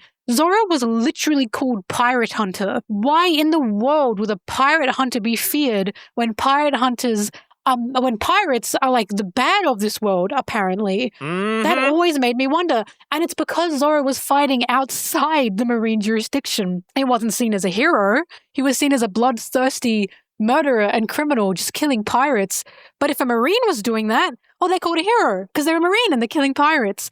And that's such an interesting way to world build to show the difference between, in this system. So Smoker's always been a commentary on how he wants to do the right thing, but Smoker recognizes if he does that outside of the Marines, he can't without being chased down. He's doing his very best to be a good person and follow his own justice in the restraints he has, because we see multiple times he doesn't want to be a hero in the Marines. He literally tried to reject it in Alabasta, because he said, this wasn't me. I'm not a hero. This was all the Straw Hats. He wanted the truth to come out, but they said, no, too bad. He got a bunch of crew members who were past criminals, and he picked out specifically to essentially give them a second chance. Because why wouldn't he do that? Because if he had a bunch of Marines who were trained from the ground up to be good boy Marines, of course then they're going to report back on what the fuck their captain is doing in terms of, he didn't do this or he didn't do that. So of course he's got a bunch of criminals with him. And in Punk Hazard, he literally says to Tashigi, you cannot trust the world government with this kind of shit. Don't tell anyone about this. You have to do it yourself, Smoker does not report back to the Marines. He doesn't like how they work, and I really am interested in where he's going to go, because he's just such a key example of you can't fix the system from the inside, and he knows that, but he's wearing the system's badge so he can try and do good in the world. And that's why I really like his character, because he's so interesting as a Marine. Same with Tashigi, of course. And Tashigi had to learn the hard way in Alabasta when she had to help the Straw Hats. And it went against everything she'd been taught in the Marines, but that's what she knew she had to do to be able to save thousands of lives. I just love those two, and I'm so excited to see them more, especially Smoker. Yeah, I was actually a little surprised we didn't see them in this arc, because we knew that they were taking all the kids to Vegapunk or whatever. Well, I was kind of surprised we didn't Smoker at least is see up Tashigi. to something. Yeah, we know where Tashigi is. We have no idea what Smoker's up to, and I have no doubt he's doing something. Doing something. Yeah, he's doing some shady shit in the background somewhere.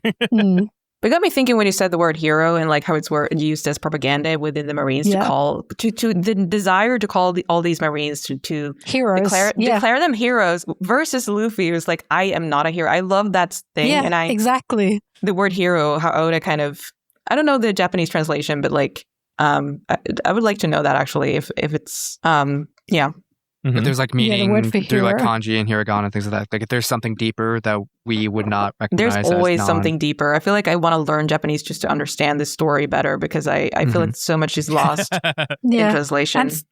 And something that something I really, really love that One Piece does time and time again, we are told something that happened in the One Piece's world, right? But when we actually get to the event, we find out this is not how this went. This is not how this moment in history happened. Yes. So we are being fed the same propaganda One Piece's world is, and we're thinking, okay, like Robin being a devil child, we just think, okay, she's a devil child. Obviously, she's done something fucked up. We see her story. She didn't do anything. All she wanted to do was see the history of the world. So when I hear things like, oh, Garp's a hero, we don't know what he did. He was made a hero on, God Valley or whatever the hell. That's, I think, what we know. But we don't know why he's called that. We don't actually know what he's done. We don't know if he actually teamed up with Roger or not, We have no idea what's going on there. How has Garp gotten his hero title, and what does that actually mean? One Piece is continuous, you are not immune to propaganda, kind of thematic theme. Yes. Is so good. This is why when people go, oh, we know this for a fact. No, we don't, because we haven't seen it yet. I can't talk about God Valley yet. We saw tidbits.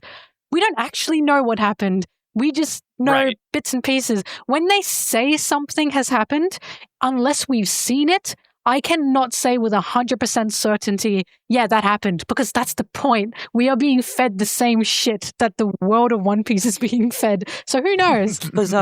Just like when we see Rocksteady Sebek and we find out that he has a big red nose and he's going to be Buggy's biological dad. Can't wait for that reveal, baby. He's King of the Pirates, by the way. Buggy all the way. Future King of the Pirates, by the way. King of the I am I am definitely a victim of buggy propaganda. I just feed more of it straight into my veins. I need it. I need it in my soul. I know we've been talking largely about Egghead and also past things going on everywhere. I just wanted to ask real quick if you had any parting words about Wano. We've had our own discussion about it, but I'm curious if you have any thoughts you'd want to share that you haven't already through your own content. Oh boy. I've been wanting to make a video about Wano actually because I think it was just... Look, I speak so highly of One Piece all the time, so I know this is not surprising, but I think Wano was just an absolutely phenomenal ending to the second saga because Wano not only followed the exact same story beats of a kabuki play. The second we see that curtain come up and say Act 1, I thought, it's kabuki. He's doing kabuki. Right down to the fact that we have Samurai and Oni on Onigashima, that is point for point a kabuki play. So he was following that all the way in until Luffy crashes into it and upends everything and basically yanks this kabuki plot by the neck and says, nah, we're doing this my way now. Because it was just a fantastic way to go about it and subvert like the themes of just how kabuki work, I suppose. Because a lot of kabuki is tragic. Wait, how many arcs do they have? A traditional kabuki? They have think 3. 5 normally. Oh, is it normally 3? When it comes to acts, so like they tend to have. It depends. It depends which one you see. That's like multiple different ones. Yeah. But Luffy fucked it up.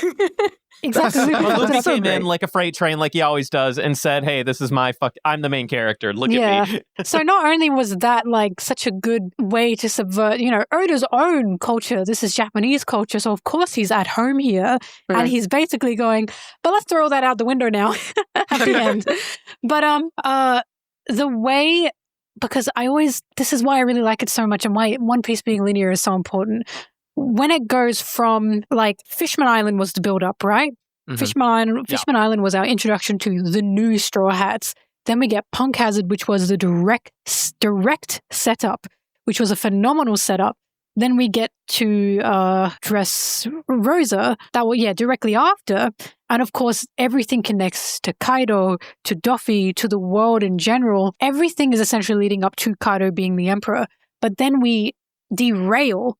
And when we derail, we lose half of the crew. So we go from, the whole crew to Zoro, Luffy, Robin, Frankie being split off from Nami, and Usopp, from being split off from Nami, Sanji, Chopper. God, I'm forgetting someone. I guess Caesar. Who am I forgetting? So we get 6 years, I think it was longer than that, of the crew being split up. And that, of course, is on purpose. So we miss the other half. We miss the Straw Hats being together. And Dressrosa was a big, fight arc, but it wasn't like a fight arc. Do you know what I mean? Like, yes, Luffy has a big fight, but not everyone specifically got exactly like a big end-all be-all fight. Whole Cake Island's the same. Whole Cake Island was not at all a fight arc. We had Katakuri, but the whole point of Whole Cake Island was to get away from Big Mom because the Straw Hats aren't all there. They're not there to fight Big Mom. They're there to get Sanji and get out of there. This goes on for years. So when we get back together in Wano, when we get the crew back together, when Jinbei pops up, when they've got their sake and they're cheering, and every single character gets their own spotlight, gets their own big moment, gets their own fight with these characters. This feels like a finale. This feels like this is everything we've been building up towards. And then they hit you with Gear 5, and they hit you with everyone getting a power-up. Everyone. And it's insane. Like, the hype for it was just an amazing ending to a huge saga of them being separated and coming back together, showing us they are so strong together now. And they are truly a family and a crew that belong together. Like, the way Sanji yelled for Robin to help him is just because Robin and Sanji were separated. I will never forget how outraged in the community everyone was with that chapter, like Sanji asking for help. All of the dudes in the chat were like, wow, what a baby, what is this? And I'm like, dude, this is his character progression. Yeah. He's asking for help. And why was he in Whole Cake? Because he refused to get help. Yeah. This is growth. And isn't that just kind of sad to look down upon realizing it's okay that you can ask for help. It's okay to trust your family, your crewmates, And it's okay to rely on people sometimes. This is literally just because Sanji's a man. This is just because he's a man. And it is, truly. It's so sad. It's so sad. Mm-hmm. Yeah, so it's like, oh my God. That's why when Zoro specifically reached out to Sanji in Long Ring Longland, that's why it was Zoro asking for the help. Because Sanji couldn't at the time. Because Sanji's mindset was, if I die, I die. Like, that was his mindset. I don't ask for help. I don't know how to ask for help. Those aren't words that come out of my mouth. So before Whole Cake Island, Sanji would not have called for Robin. He would have just let himself be killed because he would have thought, well, I deserve this. This is just what's going to happen. But he not only realizes, this is not what the crew wants. They treasure me. He also realizes Robin can hold her own. He always knew that. But the difference is putting your faith in someone to not only fight for you, but to also survive. Like, imagine the guilt Sanji would feel with Robin being harmed if he hadn't gone to Whole Cake Island. He understands Robin is doing this because she wants to. And Robin even wants to protect him. She's like, Oda is literally like telling us through Robin that this is a good moment for her. Like, thank you, Sanji. Thank you for relying on me. She spells it out. And yet people are like, no, Robin can't handle this. He put her in danger. Because so many people are like, why wasn't Robin on Whole Cake Island? They had like that monster connection, blah, blah, blah, blah. Because we needed to see them build up in Wano. Oda was saving Robin and Sanji's moments together in Wano. Because like, if she was there in the Whole Cake Island arc, what else could she have done in that arc but do what Nami did and have to witness the fallout and have to help plan to get Sanji back, And having Nami there is more interesting, like the way Nami reacts to things and the fact that Nami like is the care. Like, I think Sanji puts her on a higher, like, I'm not saying he cares about her more, but she's just he's told her he loves her multiple times, and like, I don't know, I feel like they have a very special connection that he does have with Robin too, but like just the fact that she is his special girl, you know what I mean? And that she doesn't really understand what's going on. That was so much more impactful than having Robin there standing like, also seeing that Nami loves Sanji, that she was distressed when he got taken away, and she, to the point she cried. Imagine said, having I'm sorry, person, Luffy. Yeah, imagine having a person who tells you they love you and just is basically telling you, I mean, I know it's a joke, but like, I'm your slave, and all that he's done, all the stuff he does, and that person is the last person you would think would ever do this, because she felt like it was a betrayal. Well, not a betrayal, but she didn't understand why he did this. That must have felt extremely sad for her. Yeah, that's it. So seeing her be just so like to the point she cried because she cares about Sanji a great amount. So seeing him fight against Luffy and say, oh, you low-end, low-life pirates. And then Nami, of course, just feels so betrayed by that, because of course she will. And then, but still seeing that she was so happy to hear Sanji was back. We know the reason she was so angry at Sanji is because she cared about him so much, and she put her care into him. And she was still so happy to hear that, oh, I've got Luffy saying, I've got Sanji back. She cheered with everyone and said, oh, thank God you got Sanji back. So just seeing her dynamic with Sanji then was more important, because again, Whole Cake Island wasn't a fighting arc. It wasn't a Sanji fight arc. Yeah, nah. So it's like, what could Robin have done in Whole Cake Island to show, like, I will also put my life on the line and fight for Sanji, apart from just being there. Wano's moment with Black Maria was so impactful because we see it come all the way back around from Water 7. It's more impactful because they were separated from that time and they come back together and understand each other now. I love when it comes back around for both of them. For both of them, like Sanji's like Khalifa moment, like coming back like to be like an inverse of that moment, or like basically a repeat, but now he's learned, and also like, I just can't believe Oda can do this. I do not understand how it works. Yeah. But yeah, Wano was on the ending. God, I loved Hiyori's whole scenes in Wano. I loved them. I really, really felt for Hiyori and how much she went through, and her final speech. I love that Hiyori got the closing speech in terms of how she said her father's lines, but like in a different way. How if it's not Odin, unless it's boiled, how she said essentially the same thing, but to the other guy. I always forget his name. Orochi. I loved seeing Hiyori's comeuppance. Yeah, Kurochi. I loved seeing Hiyori's comeuppance, and I loved her being the final, like, curtains closed, you know. Doesn't she also open them, you know, with her, you know? She does. She opens it. She does, yeah, and with her she closes Shamisen or whatever. Yeah, I thought Wano just felt like One Piece just elevated to extreme heights in terms of this is a final act. This felt like the final saga. This is everything we'd been working towards in terms of from Fishman to Punk Hazard all the way now up to Wano. We got the crew back together. We have Jinbe. We're facing an emperor. Kid's here. Law's here. Kid and Law, of course, were in one of the final acts for the first saga. Now they're here again for the final act for the second saga. It was just everything comes together, and it was just so satisfying. Fighting a dragon in the sky, like how this thing insane. I just love that was the end fight. Just it's the peak like romanticism, I feel like. Oh, I'm with so a big sorry, old fist the size of the island. Yeah. Sorry, hang on. You're gonna have to give me.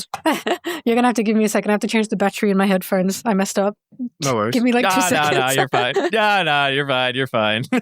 This is a wow. This has been a rave review for Wano. By the way, this is probably the most positive review of Wano I have heard yet. I like Wano a lot, but I don't think it was as impactful as maybe Whole Cake, but maybe because I just needed more like I needed more character-driven plot elements than Wano tended to be. There was a point in Wano. I caught up in Wano, I think during right before we got the matchups, I caught up and I remember thinking like, there was a lot of running around in that time. And just going from binging or like reading a lot of chapters to that felt a little, weird. But, that doesn't mean that there was, I don't know, that was just unfortunate, I guess. But that's the only thing that I can think of where I felt a bit negative towards Wano. Just that kind of running around thing in Onigashima. But like, in terms of like the story and characters, it's just amazing. On one hand, Oda had like a lot of ground to cover. Like he needed to establish an army. He needed to establish how are they going to get funds or weapons, and how are they all going to organize this successfully, like under the nose of the current regime. Like there were a lot of things that needed to happen and go together. And honestly, every beat I liked in Wano. There was no story element in Wano that I felt like was lackluster. I think that it was. And then, of course, we had Kinemon with his fucking I saw calculating. That too. I love Kinemon. Kinemon is one of my favorite characters. He's so underappreciated. Kinemon is such a goat, dude. I love him. I love him so much. He's so hilarious. And I love that Oda if he thought of a gag for him in the last hour. He was like, yeah. He was like, I need a gag. And it was the funniest shit ever. It wasn't only a gag. It was also a plot relevant gag. Oh my god, this is what I love about One Piece. The fact that the gags and humor is so important to it, like that it is actually plot relevant. Yeah. Like that's one of my favorite things about the story. Yeah, dude. This is controversial, but you know how on Fishman Island, I know what you're gonna say, and I agree. How Sanjoo had that nosebleed, and that ended up being plot relevant. A lot of people didn't like that, but I not only laughed my ass off at that, I then stopped and went, "Oh my god, this means something!" Like he didn't just have that gag to be a perv. He had that gag because they needed to establish 1, he has a very rare blood type. 2, this could actually kill him if he doesn't fix himself. 3. Fishmen and humans cannot transfer blood. It is illegal. So not only was that gag like a stupid gag, it was also necessary for us to understand how the Fishman world work. So it's like, I understand people who didn't like that, but because I'm a stupid Sanjoo fan, I was like, I'm sorry, it's a little bit funny. It is so funny. It was great. And you were with friends. Even Make no mistake. Sanji's eyes, when they turn into hearts, I think it's in Whole Cake Island, and Pudding says his eyes turn to hearts. I'm like, wait, they actually turn into hearts. They actually do that? They actually do. Like, I love this. Also, can I just point out, this was the funniest thing ever to me. Pudding was like, oh my god, Sanjoo, he's so gentlemanly, he's so handsome, he's so kind, he's so wonderful. And Luffy just goes, yep, that's Sanjoo. Yep. That's my husband. Luffy. That's my boy. Luffy, hello. That was lovely, yeah. That was amazing. That's my husband. There is a translation. There is I don't know if it's like the One Piece Tower or something. There's a text that says like it summarizes Baratier, and it says where Luffy meets Sanji and he falls in love at first sight. I'm like, what? He falls in love. It says it in English as well, doesn't it? So they translated it weird. Yeah. He falls in love at first sight. That was funny.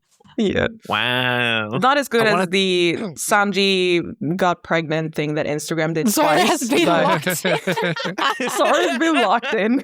That was so widespread because that was so funny because that was not only a translation error from Japanese to English, but to every other language. Yes. So French people were going, what? Spanish people were going, what? Korean people were going, what? What's going on? And that got so widespread that even Japanese fans were like saying that and going, Sanji this is so pregnant? funny. They were saying Sanji is pregnant in Japanese as well. It was really, really funny. And it happened twice. That's pretty good. Interrupt real quick. I haven't been able to mention this on any other podcast episodes, so I want to take the opportunity to say it now. In previous episodes, we've asked ourselves like who our favorite characters are, who we like the most. I mentioned it briefly in a recent-ish episode, how like I never really paid attention to Luffy. I've always been more enamored by like other quote-unquote side characters like Law, Zoro, like or just Zoro. Whatever is going on. Yeah. The big fat boobies, bro. So good. Yeah. Biggest chest in the whole series. And by the way, Kuma and Whitebeard are a thing, Oda. So don't be fucking coming in here with that fucking nonsense. Excuse me, he meant on the Straw Hats. Thank you very much. Anyway, sorry, continue. So in that same episode, whenever this question got brought up, I was like, oh, I don't really care about Luffy. I don't care about the main character. He just doesn't vibe with me. And then I immediately backtracked after somebody like defended him a little bit. And around that same time, it was when the anime was ending, like cleaning up Wano. And there's a flashback or they're retracing, tying up loose ends. And they focus on the relationship between Otama and Luffy, and just the plot line itself, and the lines that Luffy delivers of like, "Hey, I will make sure I build a world for you where you will never have to like worried about food insecurity. You could eat as much as you want whenever you want." And something about that just spoke to me on a personal level. And then Luffy, that sounds real hero of you. Just saying. I don't know, man. I thought, what happened to all this? I want to be the guy that eats all the meat. Here you are making sure other people can eat meat. There's a difference between sharing your food and wanting to make a world where anyone can eat as much as they want. Are we talking about sharing it? Because he can eat as much as he wants. I don't need to share because you have your own pile over there. I feel like we're splitting a little bit of hairs here. No, the nuance matters. But after that moment... Right, the nuance is so important. After that moment, he wants to make a world where everyone gets to eat just as much as him, but no one can have his portions. Got it. Understood. Exactly. I can respect that.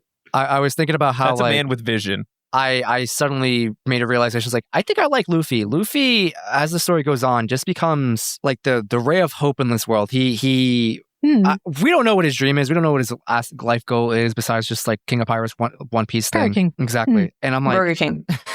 And I'm like, you know, I'm glad I'm rewatching the series because I truthfully have never really paid real attention to Luffy's character. He's just the MC to me. And that's all that's the blanket title I've given him, and I've usually kind of like brushed him off because of it. I've never like cared to pay attention to his growth and development and just like truly listening to him and being like, wow, this character speaks to me all of a sudden. How long has he been doing this? And I just haven't paid attention. So his relationship with Otama really like spoke to me and it made me realize that like I like Luffy as a character. He may not be in my number one. I don't think he ever will.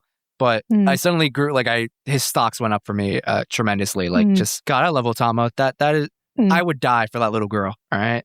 That little girl is best girl. Luffy is so... God, this is just a testament to how good of a writer Oda is. It's actually genuinely quite difficult to find a series or a show where the main character tends to be the overall most beloved character. Luffy, without fail, wins the number one spot in all the fan polls that they do in Shonen Jump and for the manga for the most favorite character. Without fail, he takes that number one. And Luffy is like, because in my opinion, if you write a main character and the goal is for people to want to like the main character, but the main character gets in an audience perception, gets kind of put on the side, you're not doing your job, in my opinion. Because the main character, especially Luffy, needs to be magnetic. He needs to be beloved by the readers because that's who he's meant to be. And Luffy just really, really succeeds because, like, in my opinion, Luffy is not someone I want to be like. Luffy is someone I want to have in my life. I wish I had someone like Luffy in my life because he's so he's such a sunshine, you know, like he's so hopeful and he's so fun. And yes, he can be a bit of a brat sometimes, but that's just who he is. He's just so charming, you know? So it's like seeing Luffy constantly winning fan polls and being so beloved by the fan base itself. That's how you know One Piece is definitely doing something right, and Luffy's doing something right, because of course he needs to be the number one. He wants to be the king of pirates. He's Joy Boy, whatever. He's the sun, essentially. It's kind of meta. So exactly. How in the characters in the story, like how they can't help but love him and smile, and we are sitting and reading and we're feeling the exact same thing. It's so amazing. Exactly. So it's like Oda's doing his job damn well. Oh yeah. People to for the majority of One Piece fans to love Luffy the most. It's never a stretch when you ask your favorite character to someone and they say Luffy. Like you don't question it. Like I don't ask why. I just go, of course it's Luffy. Like my favorite is Sanji, but I always say Sanji and Luffy. You know, I can't say... my favorite's Sanji, as you know, as well. But I'm not going to be like, well, why is your favorite character Luffy? When someone tells me their favorite character is Sanji, I ask why. Because I want to know. When someone asks if their favorite character... I want to know if you're damaged like me. When someone says their favorite character is Luffy, I just say, of course it is. Like in a good way, because of course it's Luffy. His character and his personality does seamlessly just fall in with like so many fucking characters in this universe. It is not hard to write believable chemistry between him and literally any character with a conflicting personality in this universe. He is just that magnetic. Luffy's the funniest character ever, but I feel like he's a bit of a pain in the ass to write, because the problem with Luffy is a lot of the conflict with Luffy. Because when you think about conflict, right, you think about miscommunication. Yes. That tends to be the biggest form of conflict. Luffy physically cannot miscommunicate because he always says everything he's thinking. Everything Wasn't there he's a bit feeling. that Oda said where he's like, he never draws thought bubbles with Luffy? He doesn't. He's never drawn. In fact, he doesn't tend to do it in general. He doesn't really draw a lot of thought bubbles apart from Robin. But Luffy always says, like, he will not lie. He will just straight up say what he's feeling, which is why, but that's also what makes him so powerful. So when he yells to Sanji in Whole Cake Island, I can't become the Pirate King without you. We know, Sanji, you know, should know, but that's another conversation. But we know how much Luffy means that. He's not just saying that because Luffy doesn't lie. He can't lie. We've seen time and time again, he's a terrible liar. Every time he tries to lie, he's terrible at it. I remember 2 times he's tried to lie. When Sanji said, did you eat all the food in the fridge during Alabasta? And when the bandits picked him up when he was a kid and said, do you know Ace and do you know where he is? And he said, no. And like, he's so bad at lying that it's obvious. So it's like, so Luffy is like, it's so hard to have conflict with him because the conflict always has to come from the other side. Hence why Law is the way he is. Because you cannot have 2 I speak my mind characters next to each other to create a conflict. You need some tsundere gap moe looking ass like Law to be the conflict of the situation and to lie and say, we're not friends. Yes. No, we're not an alliance anymore. So Luffy can go, shut up. We're friends. I'm taking you to Doffy.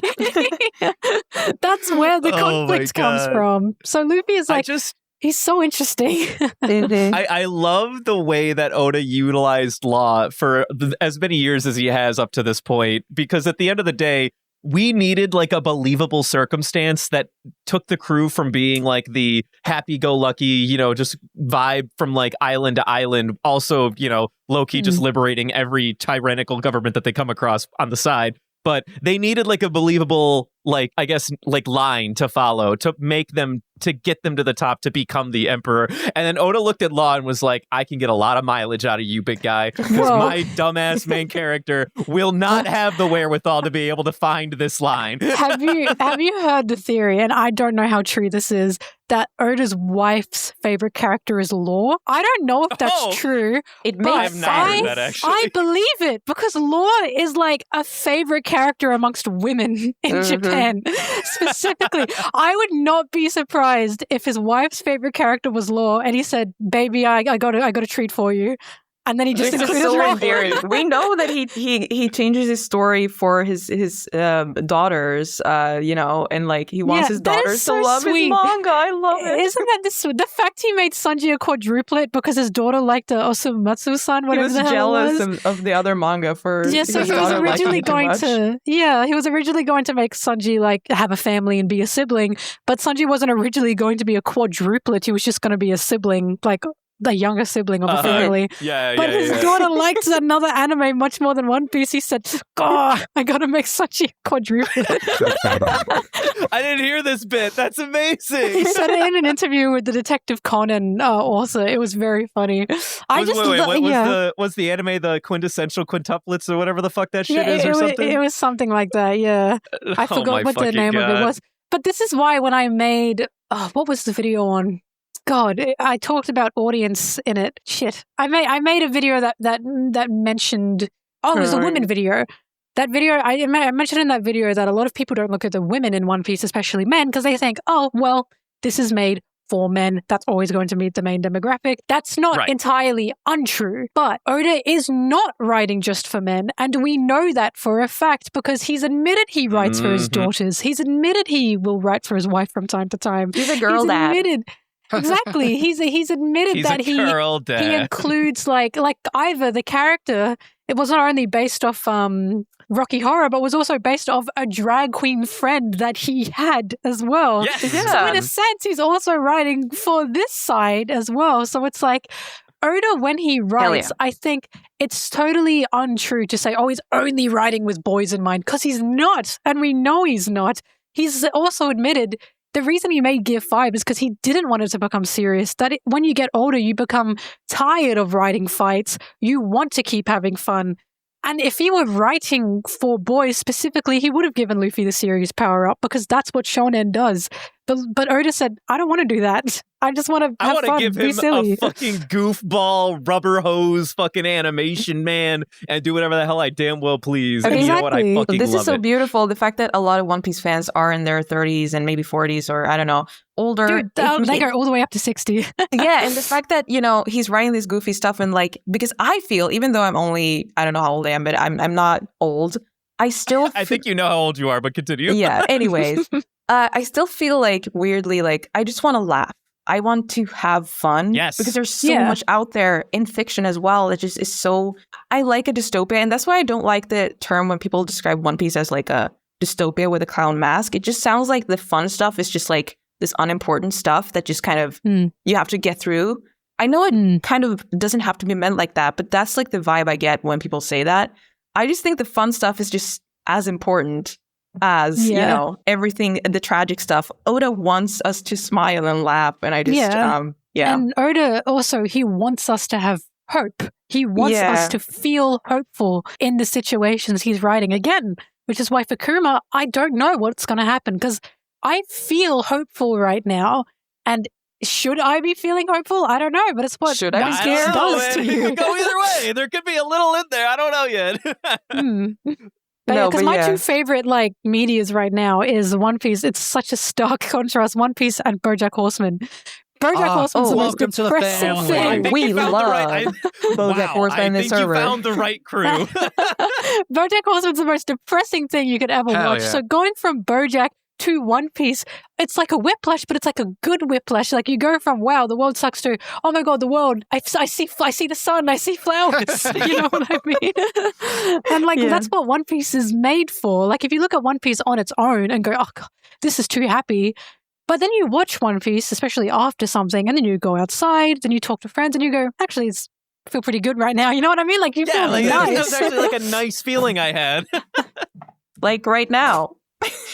Exactly. As we talk about this franchise, I gotta watch this BoJack Horseman stuff. Apparently, it's so good, everyone and their grandmother in our server has been telling me that BoJack Horseman's good, and I'm like, I'll watch it at some point. I've literally turned into Mr. Peanut Butter, where I keep making BoJack references. That's my I started becoming. What are you doing here? Is this a crossover episode? This is literally a crossover episode, though. This has now become the crossover episode. We've done it. I didn't think we were gonna get there, but we've done it. We found it. I cried, by the way, when he got his crossover episode. I was so happy for him, Mr. Peanut Butter. That was true. I was like, he finally got it. What show did he get his crossover episode in? BoJack. Oh, I'm sorry. I think I misunderstood. I thought he was around. like a character in With BoJack. Well, yeah, I was like, did he was he in The Luffy's in Simpsons? BoJack Horseman, Did he don't get you on know? like Rick and Morty or something? I don't know. By the way, Mel, do you like Yes. Adventure Time? Because it's very similar I love to One Adventure Piece. Time. Yeah. Yeah, I love Adventure Time. I recently watched Fiona and Cake as well. It blew me away. I wasn't expecting it to be as good as it was, and especially touch on the things it touched on. I've seen stuff, and I'm so excited. But I need to ask you, do you like Ice King? Like, do you like Ice King? Yeah. Do you like him? I am not carnally attracted to him, no. Okay, well, But I do like him. What is this going? Get these fucking gifts out of my chat. What is this? Is it double caked up on a Friday night? Ice King, is that what I'm looking at? Why is Ice King so caked up? What is going on? Why? But I don't know about Fiona Cake, but I know that Ice King is like a major character, so I'm so excited to watch it. Yeah, Fiona and Cake is one of those shows where, because it's still made for a younger audience, right? It's one of those shows where when I watch it, I think if I was still a little girl and I watched this would have meant the world to me. And that's the kind of stuff I really appreciate, because I think little girls would be watching this now. And this would mean so much to them as they grow up and think about it, So I just really appreciate that kind of show, especially Fiona and Cake, because I just know that's why I like Uta so much. And it's why I like the fact that Uta exists, because I care very much for little girls wanting to see themselves in shows they watch. So the fact Oda I feel like for sure Oda made Uta for his daughters. Because the fact so many young girls just love Uta in Japan, they love her. It's so heartwarming. So yeah, just the sappy stuff, Hell yeah, we love sappy I'm so stuff here for that. here. We bounced around quite a bit. Is there anything you would like to focus on? Anything you want to get off your chest? Egghead or otherwise? Oh gosh, like a confessional? We have a confession we have channel that on our server too. We have a confessional. It can be anonymous. Confession. There's I hate Sanjoo. I actually hate him, and I have to pretend to like him all the time. No, I'm kidding. Don't you lie to us, you fucking... Don't you walk in here and spit lies. What the hell? What I was going to say is, for the thing with Wano, felt like there was a lot of running around and blah, blah, blah. Something I found with One Piece, and something that is very beneficial to do, is when you first watch One Piece, sometimes the arcs, they feel like a mess. But it's not because it's a mess in the sense that this is a mess. It's in the sense that there is a lot going on and you don't have a lot of context. So once you finish the arc, you get, because Oda doesn't immediately give you the answer. He never has. Nope. He will always wait until usually the last moment. And that's when things connect. And you go, oh, same with Kaido. We have no idea what the hell Kaido's deal is about. And then we get it at the very, very, very end, because that's the point. So my biggest thing that I think people should do is it is so beneficial to go back and rewatch or reread arcs, because when you have that context, you suddenly see things so much clearer. It doesn't feel like a mess anymore because you know where everything's coming from now. And that's why One Piece has such a good rewatch, reread ability, and it's on purpose. So you can watch or read One Piece over and over and over and over again. You will always get something out of it. I'm constantly rewatching and rereading One Piece because, I'm making videos on it. I will always see something new, no matter what. I will always see something new because there's so much happening all the time. But when you have the context, it fits into place when you reread it. And you go, oh my God, that makes sense now. And it's just such a good thing to do. So while Wano felt like a lot of running around, if you reread it or rewatch it, at least in my experience, because I did this with Punk Hazard, because I was like, I don't know what the fuck's going on with Punk Hazard. I then reread it and I went, oh, this feels so less messy now. This all makes so much more sense now. Right. No, for sure. One Piece 100% benefits from being looked over again. Like once you finish an arc, go back and read that arc again. And you'll be like, rewatch. Exactly. I do it all the time. I love doing it. It's one of my favorite pastimes. And with the new world or with these current arcs, it feels like you almost also have to go back and reread the arc that it kind of mirrors, or like with this current one with Sabaody. I feel like I need to go back right now and read Sabaody again. to catch all the context for that. Exactly, yeah. Yeah, to see if you can find like any other like major character relationship quirks that were demonstrated from back in Saboti for sure. When I watched Whole Cake Island, I immediately went back and watched the Baratier, and I cried because I was like, oh my God, it makes sense. It makes so much sense. Why Sanji's so fucked up when because like the anime really, I can fit really so much trauma in this blonde-haired boy. The anime really, really benefited because so many people were like, oh my God, it's just a filler episode. But when they showed the Baratier scenes of them on the rock through Whole Cake Island, that was such a good idea because you are seeing directly where this broken boy now is coming from. Yeah. Because Sanji was broken before Zeph. Because why the hell would a child ask an adult, why are you being nice to me? This is a child. What do you mean a kid's asking an adult, why are you being nice to me? This is a kid who was on a ship all by himself with other adults on like a sailing marine ship or something. I don't even know what he was on. And he was biting Zeph's leg and saying, no, I won't die. I refuse to die here. Where is this visceral determination and anger coming from in this kid? Because it wasn't from Zeph. Where is Sanji's constant self-sacrificing coming from? You'd understand if it was just for Zeph, but it's not. It's for Luffy. It's for Robin. It's for Nami. It's for Zoro.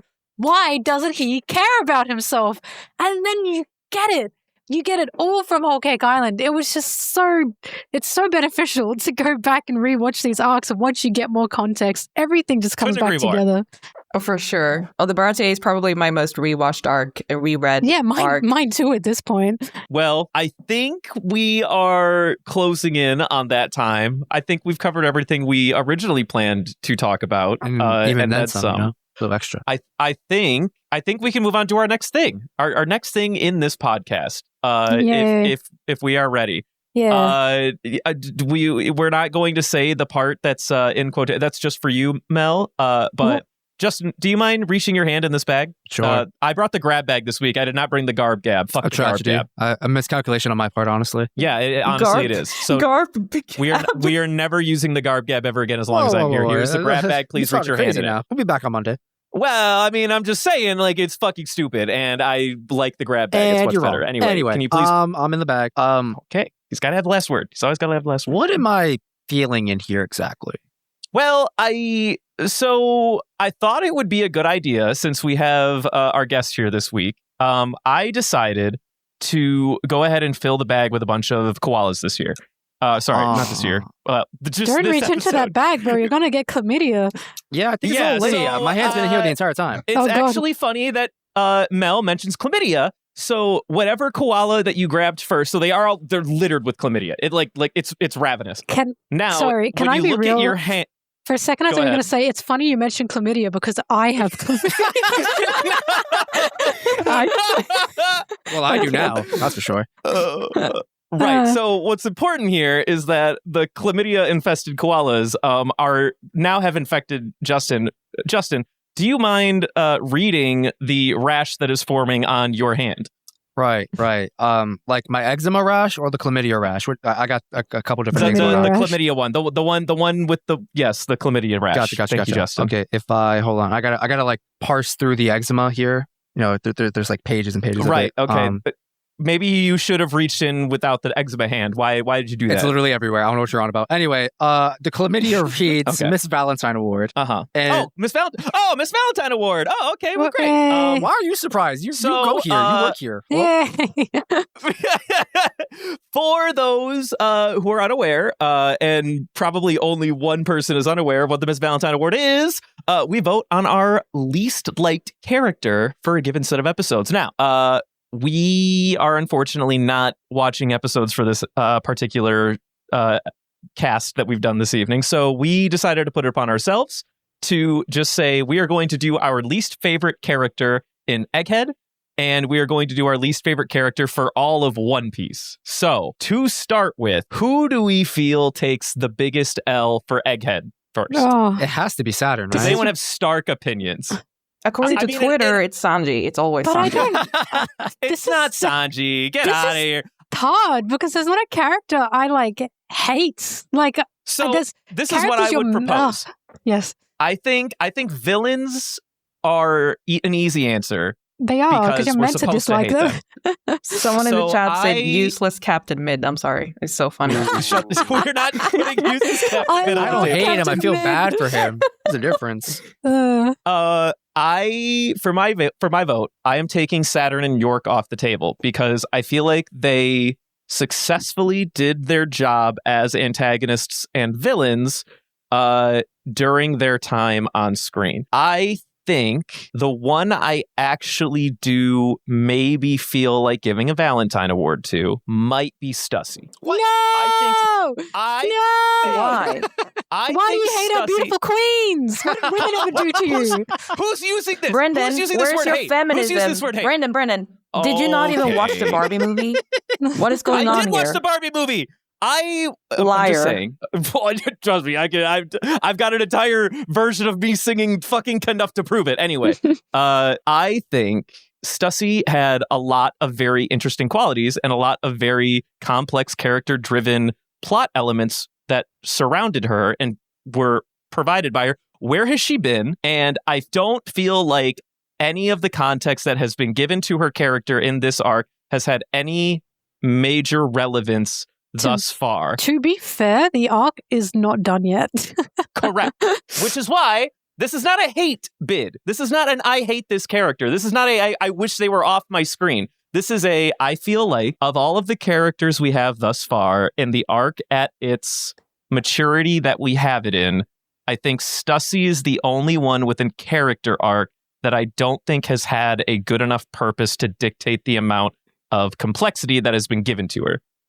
As of right now. I think these are all valid criticisms, but I'm going to say you're wrong. I have an actual hot take. Okay. That's fine. I think someone worth considering is Mr. Stella himself, Dr. Vegapunk, the OG. Oh, no. This is what are you guys saying? I literally don't have anyone that, like, I feel icky towards. So this is like, every time someone says something, I feel like I've been shot. Like, no, not that. We've been listening to Mel joyously talking about One Piece for 2 hours, and now you're telling her to spread hate. What are you doing? I love Dr. Vegapunk. I love his story. Wait, actually, tell me why, because I can probably debate this, because I feel like I know why, but do tell. So, I'm not super passionate in this position, but it's something I kind of hold. What I find interesting about Vegapunk's character is prior to his full reveal on Egghead, he's been this pseudo-mythological creature throughout the series, right? And from my perspective, Vegapunk has constantly been framed in my mind as, a world genius, but a genius and scientific inventor or whatever, who doesn't seem to stop and think about, like, he's down for science no matter what. He says if we can do it, we should do it. Or rather, if I can do it, I'm going to do it. But he never really stops to think, should I do it? And that's something I always, that's something that's like, okay, quote unquote, irks me. But it's a flaw for you. I like Vegapunk, or do you just hate that trope in his character?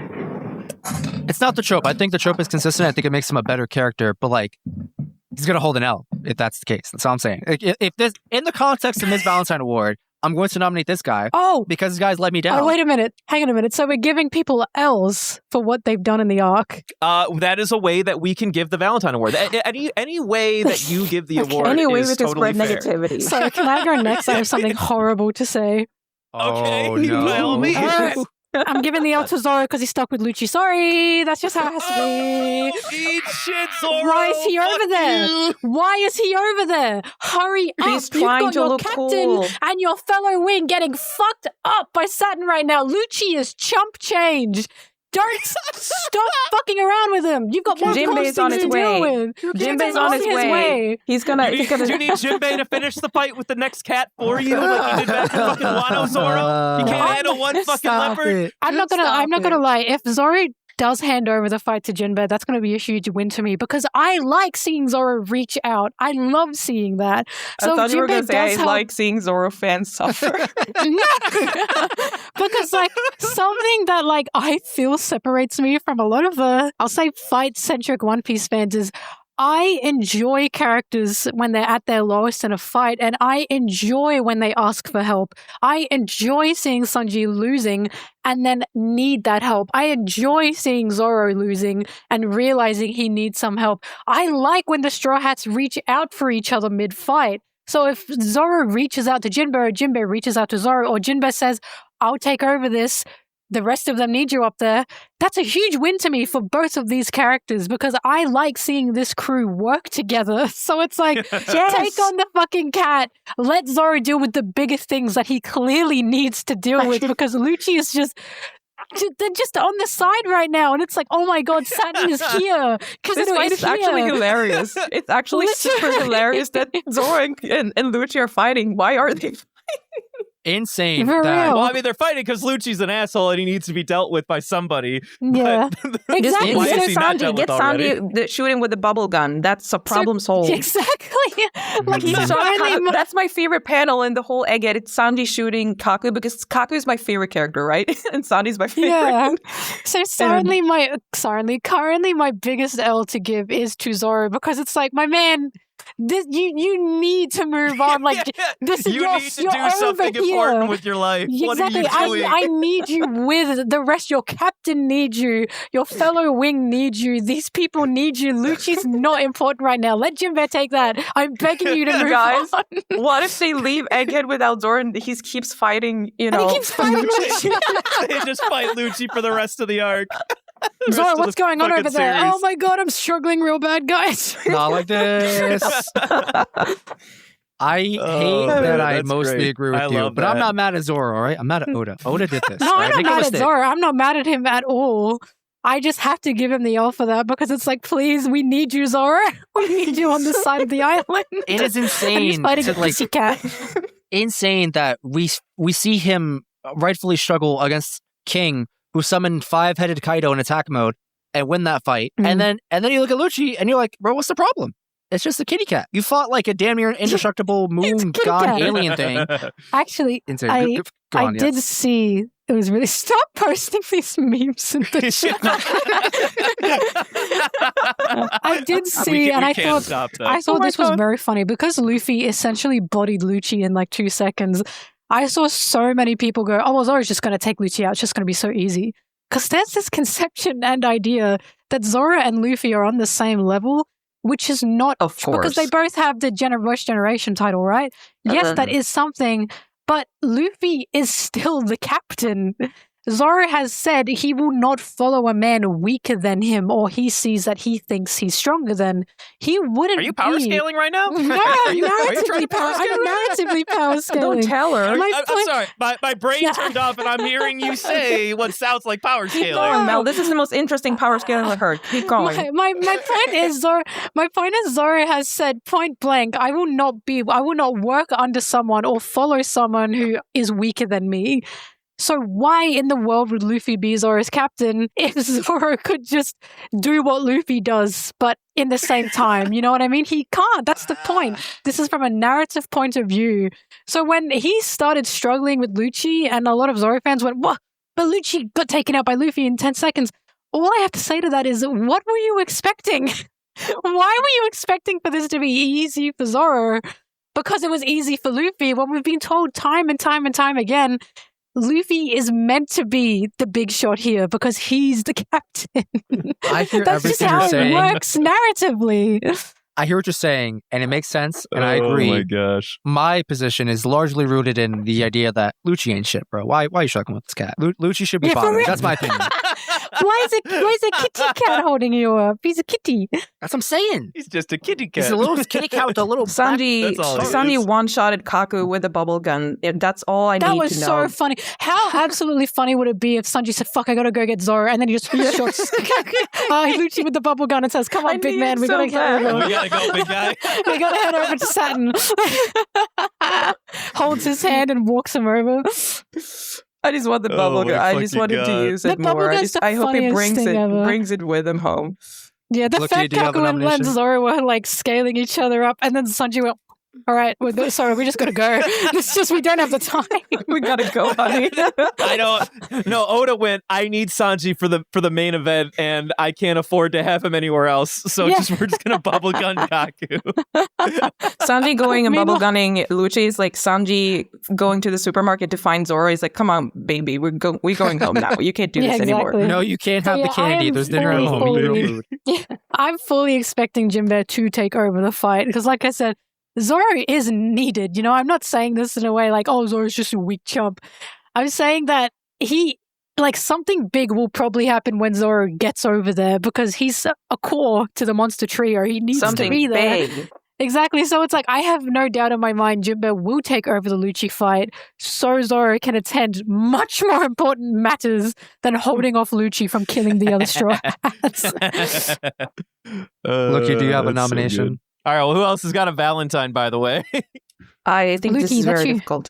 I don't know if I... Wait. I need to think about the characters that we have.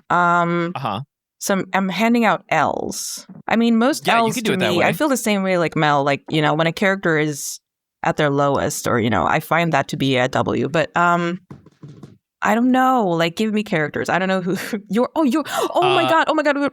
I need to say this. York is the worst character in this arc. She killed Daft Punk, and she took Daft Punk away from me a second time, and I will never forget her. That's pretty fucked. Gotta agree. I'm very torn on it because I love Daft Punk. I'm a Daft Punk fan. However, I also love women being evil and devious and disgusting. So it was kind of a weird tear for me. And I was like, well, she did kill Daft Punk, but she is a woman, so... Don't you think killing Daft Punk is just like one evil doer too far, like one evil deed too far? Well, here's my thing. I don't think Shaka's dead. I think he's going to come back in the other Daft Punk helmet. I don't think he is. Wait. Do you think? Wait. What if he does? Is Shaka human? Is Shaka made of human flesh? I don't know. I honestly don't know what the hell. So it's like all we see is his helmet. We've never seen his face. We just saw his helmet get shot through. I'm 100% expecting him to come back with the other Daft Punk helmet on and go, well, no, I survived because of this. Like, I've never thought of this. I thought he was dead. I was so upset and sad when I saw him in the anime. I was like, there's the man that dies, and now you're giving me hope. I honestly don't think he's dead because here's the thing. I see so many times, fake out death. And I used to wonder, Pearl's like the worst fake out death. Like, he honestly is a fake out death, but I still like that he's alive. But fake out deaths in One Piece, I saw what happened to Kid, right? The amount of people that genuinely thinks Kid is dead is why fake out deaths keep happening. Because people I will say this. Oh, they're dead. I don't think Kid's dead. I don't think Shaka's dead. I have no doubt when or if Shaka comes back, you're going to get people going fake out death because they just thought he was dead. Okay. My only point to put back in there, in Wano, when Oda killed fucking both God, I forget both their fucking names. It was Ashura and Izo. Ashura and Izo. The other guy. Izo. Oh, there's an Izo. Izo. His name is Izo. So it's not that I don't believe in fake out deaths anymore, but he did kill 2 people in Wano, and in my very lackluster opinion, he didn't give them a big send off in their demises. So in my mind, it almost feels like as a writer, he might be going backwards where he's willing to just start fucking killing fuckers. And I don't know where the line is anymore. He really threw me through a loop with those 2. At this point, I can never be sure what is a fake out anymore. Honestly, it's the fact to me that Daft Punk has 2 members. So I'm like, okay, where's the other helmet? Right. So I'm fully expecting him to come back with the other helmet because where's the other helmet? I do think Shaka's probably alive, yeah. I think Shaka walks this one off. The only thing I really guessed for the Egghead arc is Shaka's helmet's going to be gold because the Daft Punk one is silver. So Shaka's helmet's going to be silver because the actual Daft Punk helmet that he's wearing, the shape, is gold. And I'm like, Oda's definitely going to switch it around and make this one silver. And then he's going to make the other one gold. Now. I'm obsessed with this idea. I'm telling you, if it happens or when it happens, just remember me. Think about me. I will. For sure I will. I'm falling off the cliff. Remember me. All right, in an attempt to give us a actual nominee that we can vote on more without going to numbers or anything like that, I painfully, reluctantly agree with Mel. And maybe Zoro should get this award. Fucking sellout! He's a sellout! Fuck this guy! I want to go on the record and say that I'm mostly mad at Oda, all right? This is not Zoro's fault. He's simply a victim of circumstances. Wait a minute. I've just changed the mind of a Zoro fan about Zoro I've just Honestly, moved the immovable object. That's crazy. You've done it. I'm not your average Zoro fan, clearly. You have moved something immovable. He is small and full of mass, and you have managed to budge him. You are incredible. Honestly, I'm not mad at Oda for it because, like I said, I'm pretty sure the reason Zoro is currently being kept out of it is because there's going to be a boom when Zoro arrives. Because Zoro gets like one cool moment per arc, and him arriving at the actual fight will probably be his cool moment. I can see that. I think that's probably a so good what get. I'm hearing Every is time we're Zoro moving pops on. up in a fight, it's literally a boom. Think of like Wano when he got back up. That was fucking crazy. Okay, ZKK gone. ZKS for S is Saturn. I'm all in. All right, no, Oh, God, okay, good luck. we've gone too far. All right. In addition to this this Valentine Award, because we are so just so happy to do this, we're gonna do it again. But this time, we're opening the floodgates. Who is your least favorite character? Who wins the biggest L award in the entire series? I went first last time, so I'm not going first this time. I'll go first this time. Least favorite character. I didn't used to think I had one, but Go ahead. I realize now it's the Snot Man from Duffy's. Oh, Treble? It's fucking Respectable Treble, opinion. dude. Fuck Treble. Treble. All my homies hate Treble. Treble is interesting in theory, right? Like, I do look at him and I see story through character design after his snot's gone, right? He's got chains around his hands and feet, so something's clearly going on there. But Treble, just here's something about me. I hate snot. I hate boogers. Do you know that Pokemon Cubchoo that has a snot out its nose? That should be cute, but boogers and snot is so gross to me. Cubchoo is just a disgusting creature to me. I thought you were going to say that should be killed. You were talking like you want to kill this fucking Cubchoo. No, I can't look at it. It just makes me feel sick. Ew, it's just yucky. I don't like it. Yeah, don't torture when our I see guests in the Treble chat. and Come he's on. literally a snot man, I'm just disgusted. I'm like, this is the most disgusting thing I've ever seen in my life. I cannot take snot or boogers. But the character that takes the biggest L, it's got to be Garp for me. I'm sorry. The Ace thing is just, again, I do not hate Garp. I really, really like his character, but he took such a big L, and he knows it. He took such a big L for that Ace fiasco, so I got to give him the L. Wow. All right. Well, fair enough. Okay. Well, that was thank expected, you for those honestly. options.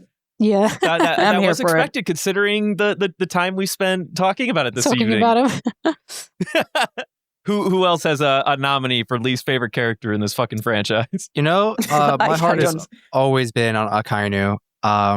That character is just like the most like hard stuck bad police officer I've seen in the series thus far, and I hated him the second he arrived on Ohara. Right, but you're supposed to hate him. I know. Supposed to hate so him. good job on Oda. I hate that guy. That guy, fuck that guy. Kill this. Fair enough. Blew up a bunch of Oharan refugees. Irredeemable character. Fuck that guy. All right, Lookie, do you have an opinion on this? I'm trying to think of something fun to say here, but honestly, I don't have any.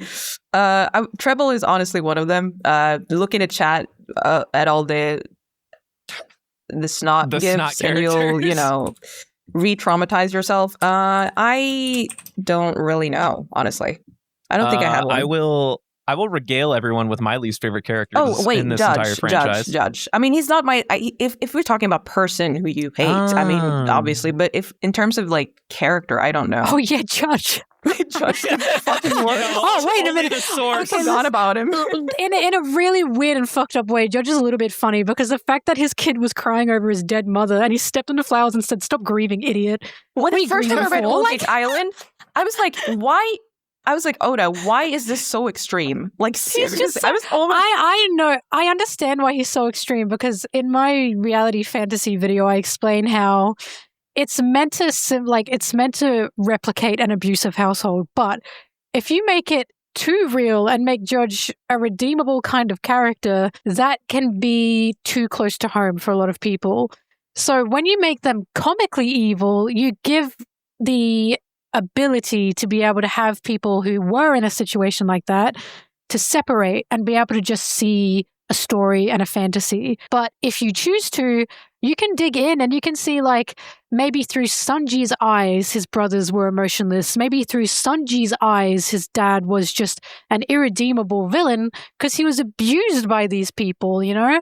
So it's like, I see why they're over the top cartoonishly evil, because otherwise it's too much. It's like a metaphor on top of a metaphor. Do you know what I mean?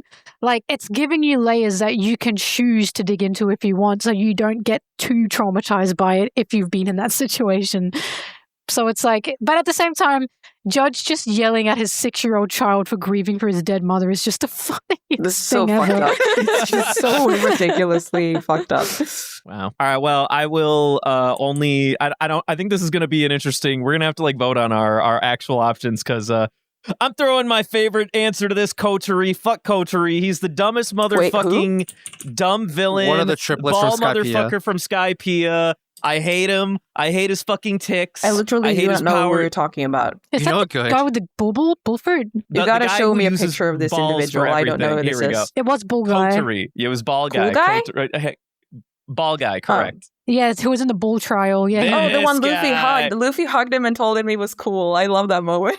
He's like, you're What are you really talking cool. about? No, he hugged the dragon. The dragon. He hugged the dragon and said, "This is so cool." It's Satori. I I'm also, so sorry. I also remember him because I remember, God, Sanji's so cringe because he had the line where he was like saying something like, "I'm He's gonna talking cook French. you up," and because he was like on the ball, he was about to deliver the final kick to kill him, but he said something like, "This is what a chef does. They cook them up and they grill or whatever the fuck." And I'm like, what is he saying? This is the cringiest shit. It became a fighting food character. See, I was rewatching it recently because I tried to find the one scene where he's moaning because I know it's in Skype. I couldn't find the episode, and I got to the episode, and he's just rambling about. I'm like, what is he doing? Yeah, he's just talking to himself. He's so funny. He's hilarious. But yeah, no, I agree. This guy's very annoying. I fucking hate this guy. Why do we hate him though? What has he done? I hate him because I hate his voice. I hate his laughing tick. I hate his moveset. But he gave us Sanji Sanji moment, funny Sanji moment. Because he kind of jumps around and goes, "Hee, you can't touch me. I'm a silly little He's boy. It's my so birthday. I'm a birthday fucking boy." Like, he's like that. And then, of course, he has 2 fucking brothers who are actually named Hotori and Kotori, and so we get a redux of this stupid motherfucker later in the arc. No, I hate him. I hate all of them. Fuck all of them. They're the worst. Anyway, that's my least favorite character in the they're series. round. I hate Satori. They're round. They're round is friend shaped. I like him. I'm just gonna be contrarian and say I love them all. You can I be give them all my contrarian, love. Looky. I can assure you, if you can go be back to contrarian. Skypiea, All right. you will hate them. I'm torn. I'm just saying. Because I got too much feel the love in my dark heart. pick. But also, fuck these Thank ball you so trio. much.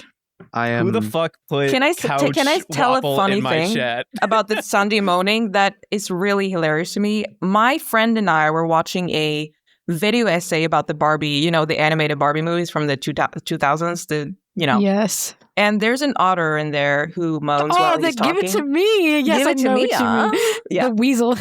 Sorry, I just moaned. I just wanted to show you what it sounds like. It told Someone my friend, clip that. I was like, my desire to bring up One Piece at every opportunity. I was like, did you know that there is a One Piece character who talks exactly like this? She was like, what the fuck?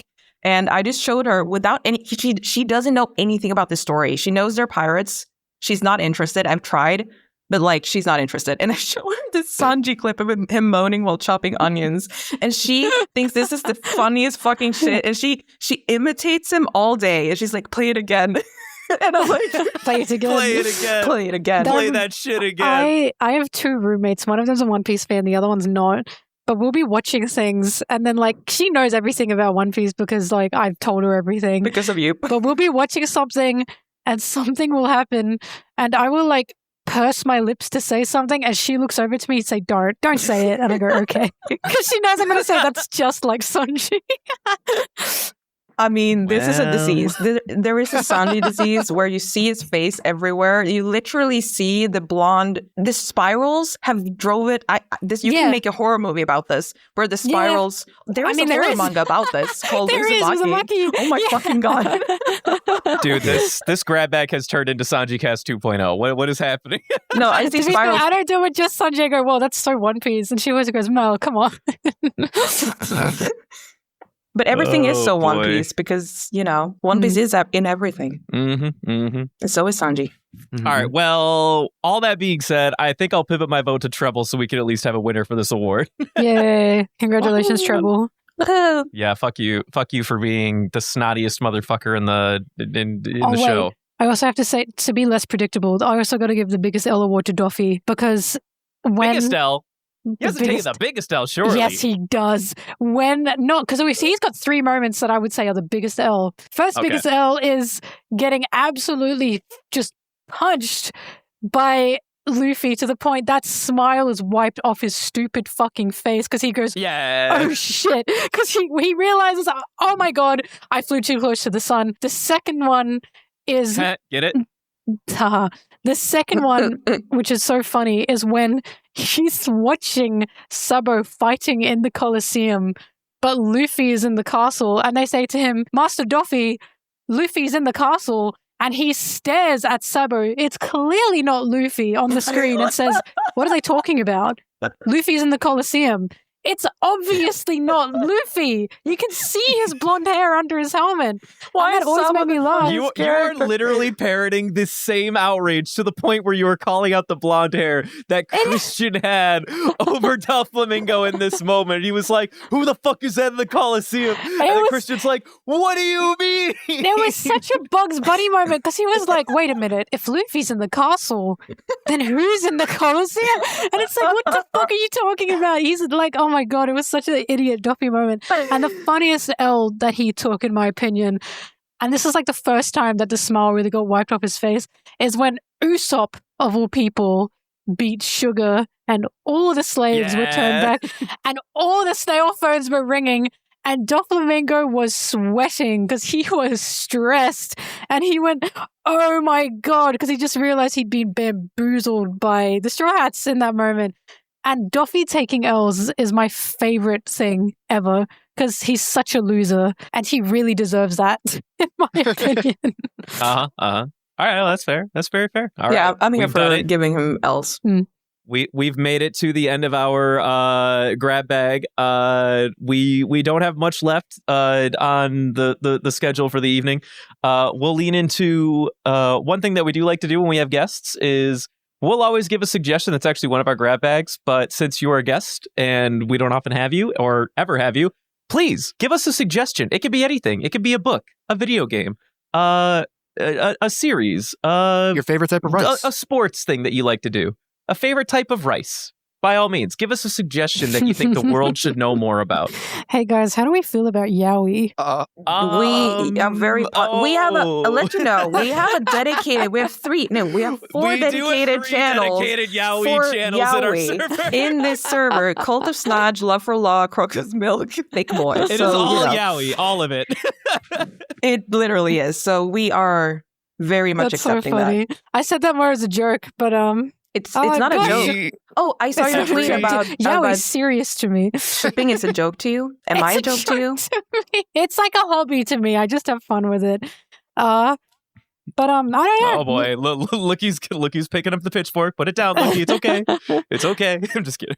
I don't know. I don't know what to suggest. Oh my God. BoJack Horseman, of course, but it's very serious, BoJack Horseman. So it's definitely not for everyone. Devilman Crybaby, just Devilman in general. Holy shit! You will see the roots of so many manga in our day and age. So many. Especially the themes of Christianity and manga. If you read the original Devilman, that's all where it stemmed from. Go Nagai, I believe is the author's name. He is like the literal godfather of so many different manga and anime like storylines and tropes and anything that you really see today. So when I saw that Saturn in One Piece was like clearly a devil representing, right? Like the pentagram, the symbolism around them. I'm thinking, oh my God, is Oda about to pull a Devilman? I would be so excited if he went down the demons, the devils, the Satan route with the elders. I really, really, really want that to be the case, because even Saturn's design really screams of the devils in Devilman, just how just sharp and buggish and fucked up it looks. Like, it's scary looking. It really feels like Devilman in my opinion. So I recommend Devilman to everyone. I love Devilman, all the series. Devilman Crybaby is the most recent one, and it's a masterpiece in my opinion. Okay. Bob's Burgers as well, because I see Tina there. I watch Bob's Burgers every day. Every day. I love Bob's Burgers every day. And I do. Don't mind the Is chat. Is this your go to sleep show that you fall asleep to? My go to sleep show, and this is so embarrassing. It's Family Guy. It's not because I like Family Guy. It's because anything I watch, I will always pay attention to. Family Guy is so stupid and so mind numbing and so nonsensical. Right. It's the perfect white noise for me. So I just fall asleep to Peter Griffin going in my ear, and it's for me, it's Shrek 2. That's my sleeping, and not because it's dumb, but because the same thing. See, I just pay too much attention to Shrek 2. If I do every time, you're like, damn it, I'm watching again. That's kind of what happens to me too. That's why I have insomnia. Yeah, there you go. You got to put on Family Guy. Looky, wait, get some sleep. Stop watching Shrek 2. But I don't know. I don't really have much else. Oh. And the dish, my favorite food ever, it's Saltimbocca. It's an Italian dish. Look it up and make it for yourself. It's delicious. That's about it. That's my suggestions for life, for what to watch, for what to eat. For life. I have one we appreciate tiny it. quick question. How do you feel about Vegemite? I don't like it. All right, thank you. I hate it. Somebody call fucking Funky. We gotta get him right now so that he can hear this. When it comes to Australians and Vegemite, it's half-half. Really? Some of us like it. It's not an all thing. Like in my house right now, my two roommates, one of them hates it, the other one loves it. I do not like Vegemite. The only time I eat Vegemite is on just destroyed with butter toast with like a spot of Vegemite, and that's it. But then, why even have it at that point? Just do butter toast. So I don't eat it. So that you can be a true Australian. You just have to have a little bit of it, Exactly. But yeah, I'm not a Vegemite fan. Sorry, Australians. Nope, that's fine. No, you don't have to apologize to the rest of that prison nation or whatever. This is totally fine. This is the correct answer. We are glad that you have not strayed too far from the path, and we appreciate that. Moving on, we do have a note here to water the tree. She has watered the tree. We have proof of it. But you it's very stressful. You fucks in the Discord keep watering it. So we couldn't have her water. We have to wait 25 minutes now, which I guess we could do.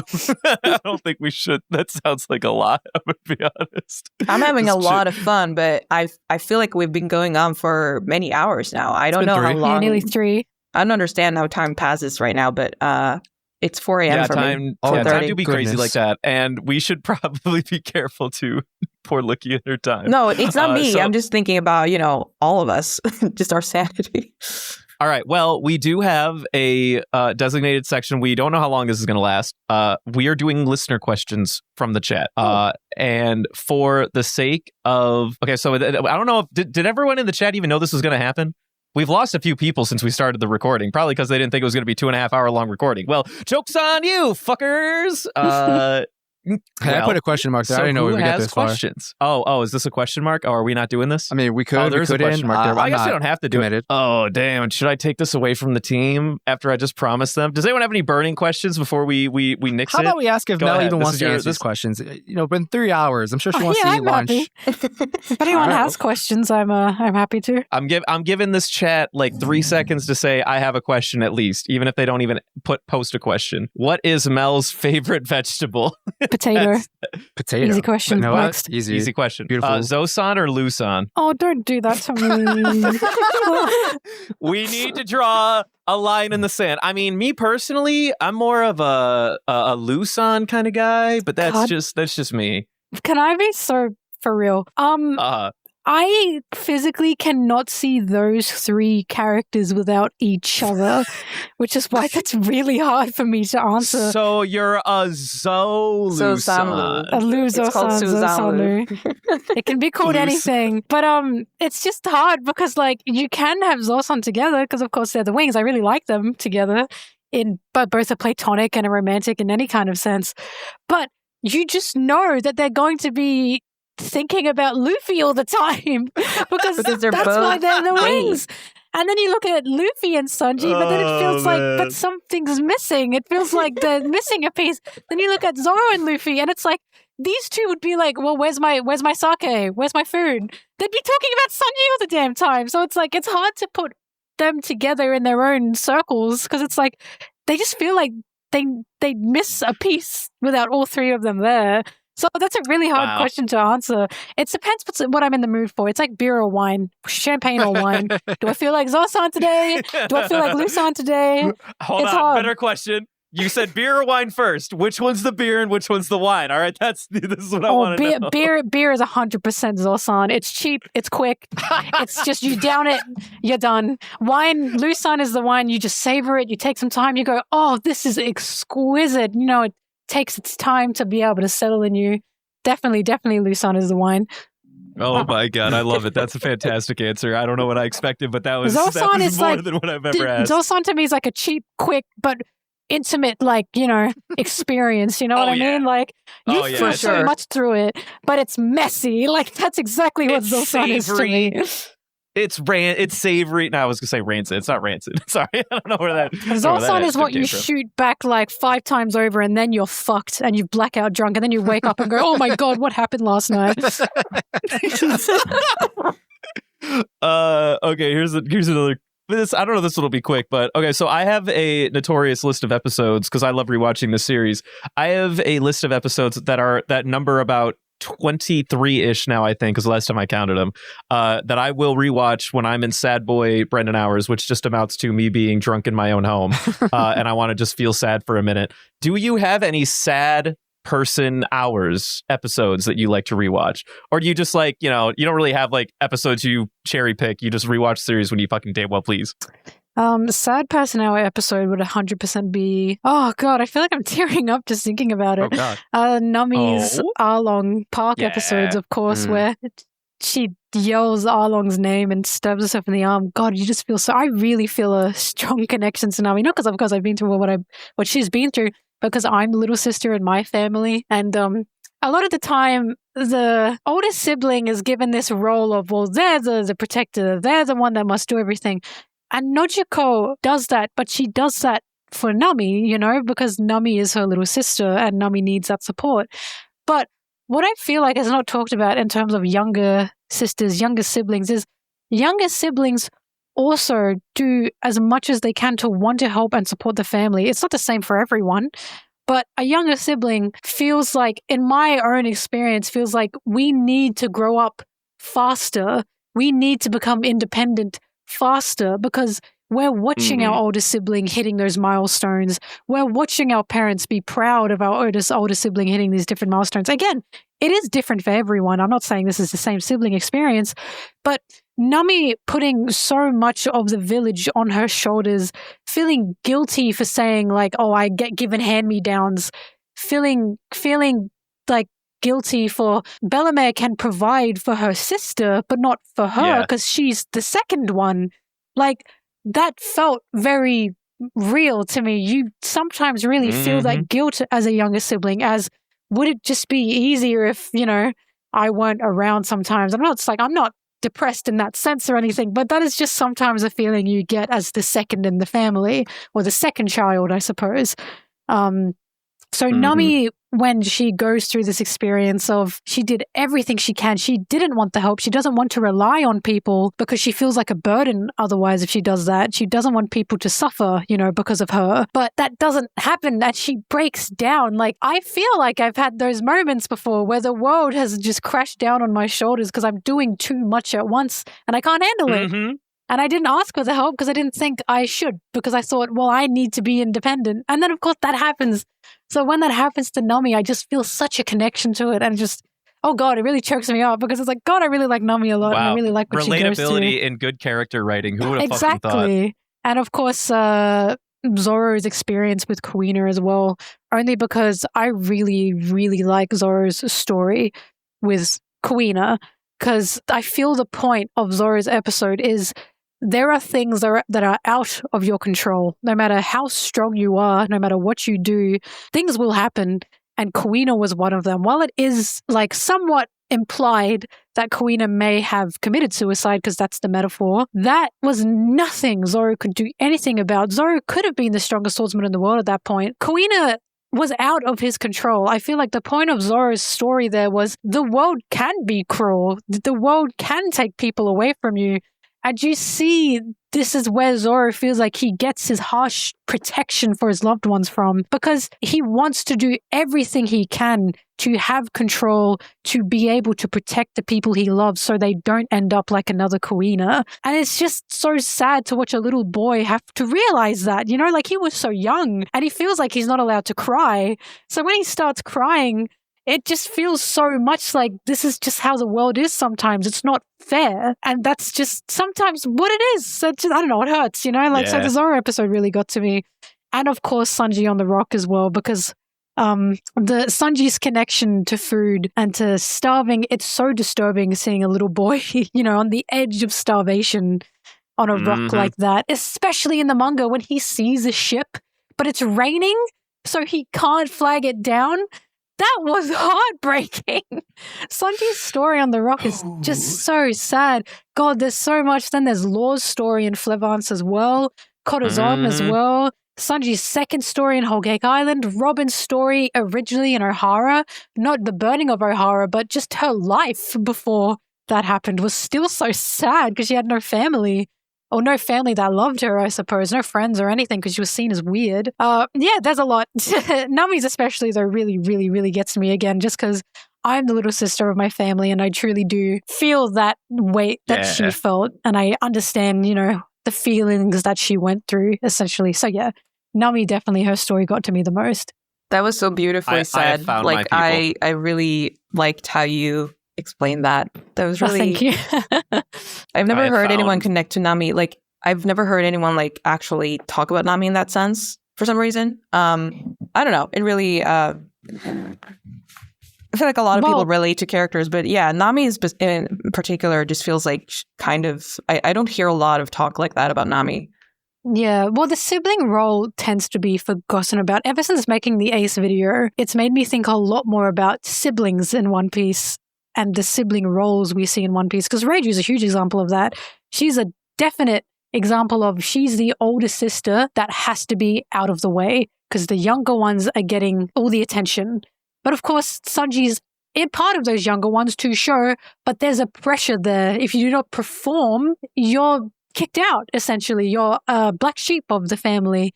So ever since the Ace video, it's made me think so much about the sibling roles in One Piece that we see. And Nami's just like, when I think about hers, again, it just really struck with me simply because I'm the younger sibling of my family. And I feel like that's something to be considered when we think about these characters. Like Luffy being a little brother is something to consider.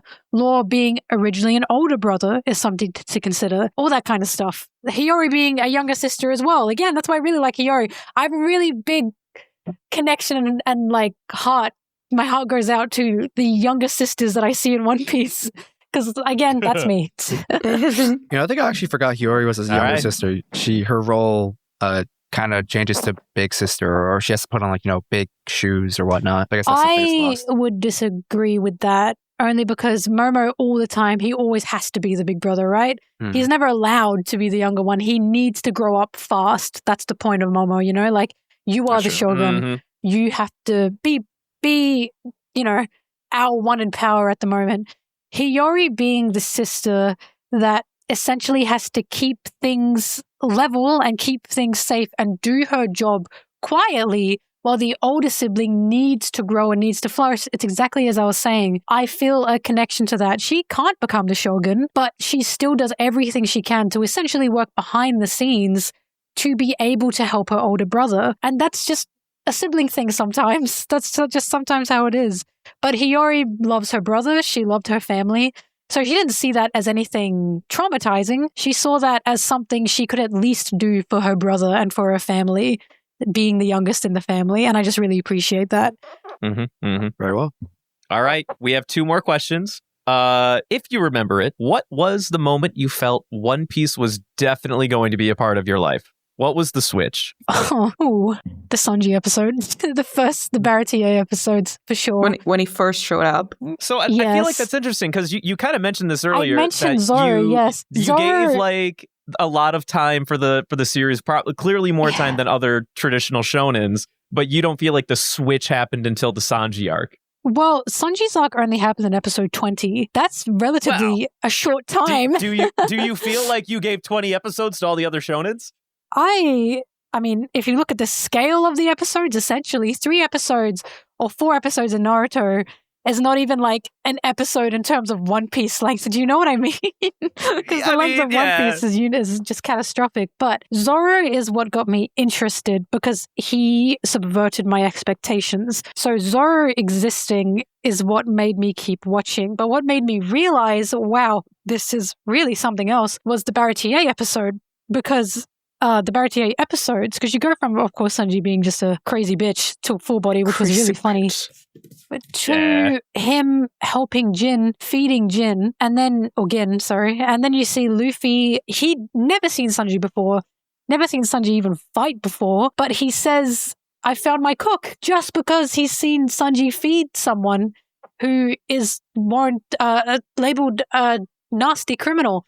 And then you watch Gin, because what I think people don't remember about Gin is he wasn't just a criminal. He was known to be heartless, to kill anyone on demand. He was a monster. But because of Sanji, he cries and he says, anyone, I can kill anyone, Don Krieg, but please, I just can't kill him. That stuck with me, and that still sticks with me because that's just such an amazing showing of kindness in such a different way. Because Sanji is not a pushover. He doesn't get used for his kindness. He stays proud for how he helps people, but he'll still kick their ass if he has to. Right, you know like what I mean? After you're fed, I'm going to literally beat the snot out of you. Literally kill you. He says, I'm not going to fight someone on an empty stomach, but I will still fight you once you have a full stomach. That is such a different perception and portrayal of kindness, and that just really stuck to me. So Zoro was the immediate interest, but Sanji's arc was the, wow, this is something else. And then, of course, Nami just totally solidified it, and I was like, wow, this is definitely something special. So yeah. All right, fair enough. And then finally, last but not least, what are your thoughts on Sanji's Zoe orange coat outfit? I love it. It's camp. I love it so much. Thank you so much. It's Perfect. so camp. People just hate it because they don't understand dramatics. They don't understand flair. They don't understand fashion risks. You got to take some fashion risks in life. And Sanji did it. It showed up in Zoe, and he was like, I'm going to take a risk. He served. I didn't realize that this outfit was had such like a schism in the community. I might have to remind myself. It's highly controversial, Brendan. It is. You better look it up. It's very interesting. Yeah. The leather yellow pants. Yeah. Yeah, yellow. The orange leather coat, the polka dot shirt. Are you kidding me? The sunglasses, the tinted glasses. He's doing so much, and I really appreciate it. Like, he's doing it standing out. I think he looks great. I don't understand what's wrong. It's awesome. But yeah, I love it. This picture, I don't like this picture. It's fueling the flat ass Sanji agenda, and I don't like it. He does have a flat ass. He does not. He does not. He has an absurdly flat ass for the amount of leg exercises that he never skips. He has an absurdly thin ass, guaranteed. Okay, I'm looking at this picture because I don't remember this outfit particularly well. This is a look. I mean, I would never wear this. I could never pull off these colors, but it's working for him. If I saw someone wearing this in public, I'd be like, I'm jealous that they're wearing that and I can't. You know what I mean? Like, what the hell? I would never be able to pull off that drip. Literally, let me tell you. I'd be so jealous. I'd be like, what the hell? They look so good. Oh, man. All right. We've done it. We've gotten to the end of the question portion of our time here. Before Thank we close again, out, do you want to ask us anything or mention anything to us, Mel? Well, I know everyone's favorite straw hat. That's just like opening the floor. What is everyone's favorite non-straw hat? Law. Bon Clay by a mile. Law, Bon Clay. Oh, did we lose? Oh, no, Luke's still here. Oh, I'm sorry. You can't pick Sanji. Non-straw I know. Right, but she's still going to say Sanji. She's just going to be like, Sanji, can I just pick Sanji anyway? I'm just kidding. I actually have to see Kaku. Nice. I know this sounds strange. That's right. No, I enjoy him so much. I found artists on Twitter who are also obsessed with him. They're in love with him. In love, and we have the sticker too, the square. It is 90% of it is because he's a giraffe, and I'm obsessed with giraffes in One Piece. I'm literally locating all the giraffes right now. I'm having this I'm looking through to find all of them, and there's surprising amount of giraffes in One Piece. Nearly every day, I say or think when he said, I like giraffes. I love giraffes. I love that line. I love giraffes. He says, I like giraffes. I love giraffes. And then Jabra, whatever his name was, says, okay, what? He's so funny. I think love Oda Kaku. has a giraffe agenda. And He's got an animal agenda. Self-insert. He does have an animal agenda. I've said this so many times, but I'm convinced. Someone in an SBS corner asked Oda, do you like animals a lot? And Oda said, no, I think I like animals a regular amount.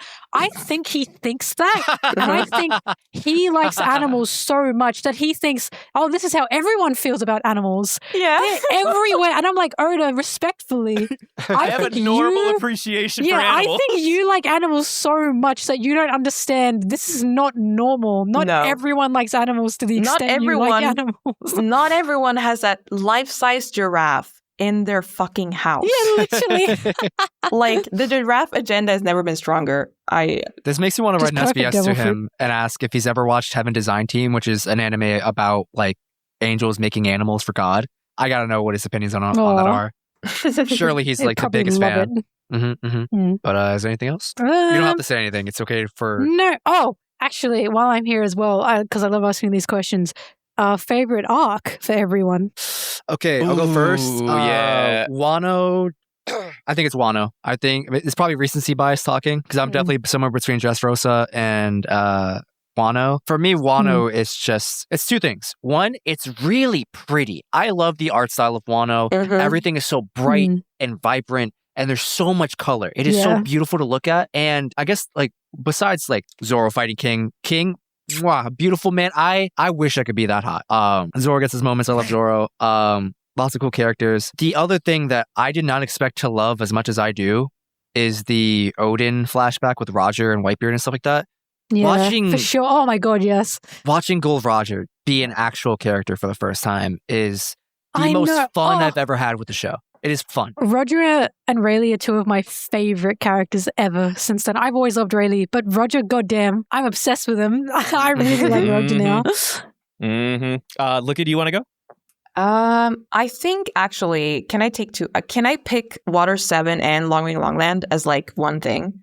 Because I don't know. Well, I think Long Ring Longland is like that's how I got into One Piece. Like, I saw a panel of that arc and I thought it was so funny and I just wanted to know. It's fun as fuck, by the way. Fuck this fuck was. All the haters. No, you're right. It's fun. That's a good arc. But I think the beginning, not Enies Lobby, I love that too, but like, I really love the beginning of Water 7 with like Frankie and like the whole, I remember being so captured by like the whole like fake identity thing and his relationship to Iceberg, and also the Mary stuff, and God, like Zoro, like one of my favorite Zoro scenes is like when he's talking to the Mary, like that's like my favorite Zoro scene ever. That reminds me, actually, when I was first watching it and he broke the mask by accident because he was pulling on it too hard. Yeah, I didn't realize this was the end of the Mary, so I started laughing. Because I'm not laughing now. I'm not laughing now, but I thought Zoro was just like being stupid. But yeah, now I was like, oh no, that's not a good thing. Yeah, the beginning of Water 7 is kind of overshadowed almost by Enies Lobby. I mean, I don't know, they're kind of the same, or they're connected, I view them as one but single arc. It's all Water 7 to me. If anything, I think Water 7. I say Water 7. Really? Yeah, I say Water 7 for Water 7 and Enies Lobby. And when I do that, people get angry at me and they say that's a different arc. And I go, is it though? It's like going on to the same thing. It's just like the second half of the same arc. Like, what do you? It's a new setting. It's like when people say Wano and Onigashima are two different arcs, and I'm like, what are you talking about? Animals. Yeah, no, I think they're kind of animals, but is that all you had, Lucky? All right, I will say Water 7. I make it no secret that Usopp is my favorite character in this show, and I vibe extremely hard with the direction that Oda went with his character during that arc, and his personal like tug of war with what it means to have like self-worth and his place on the crew, and seeing himself in the worthlessness of the ship that they were riding the ocean on.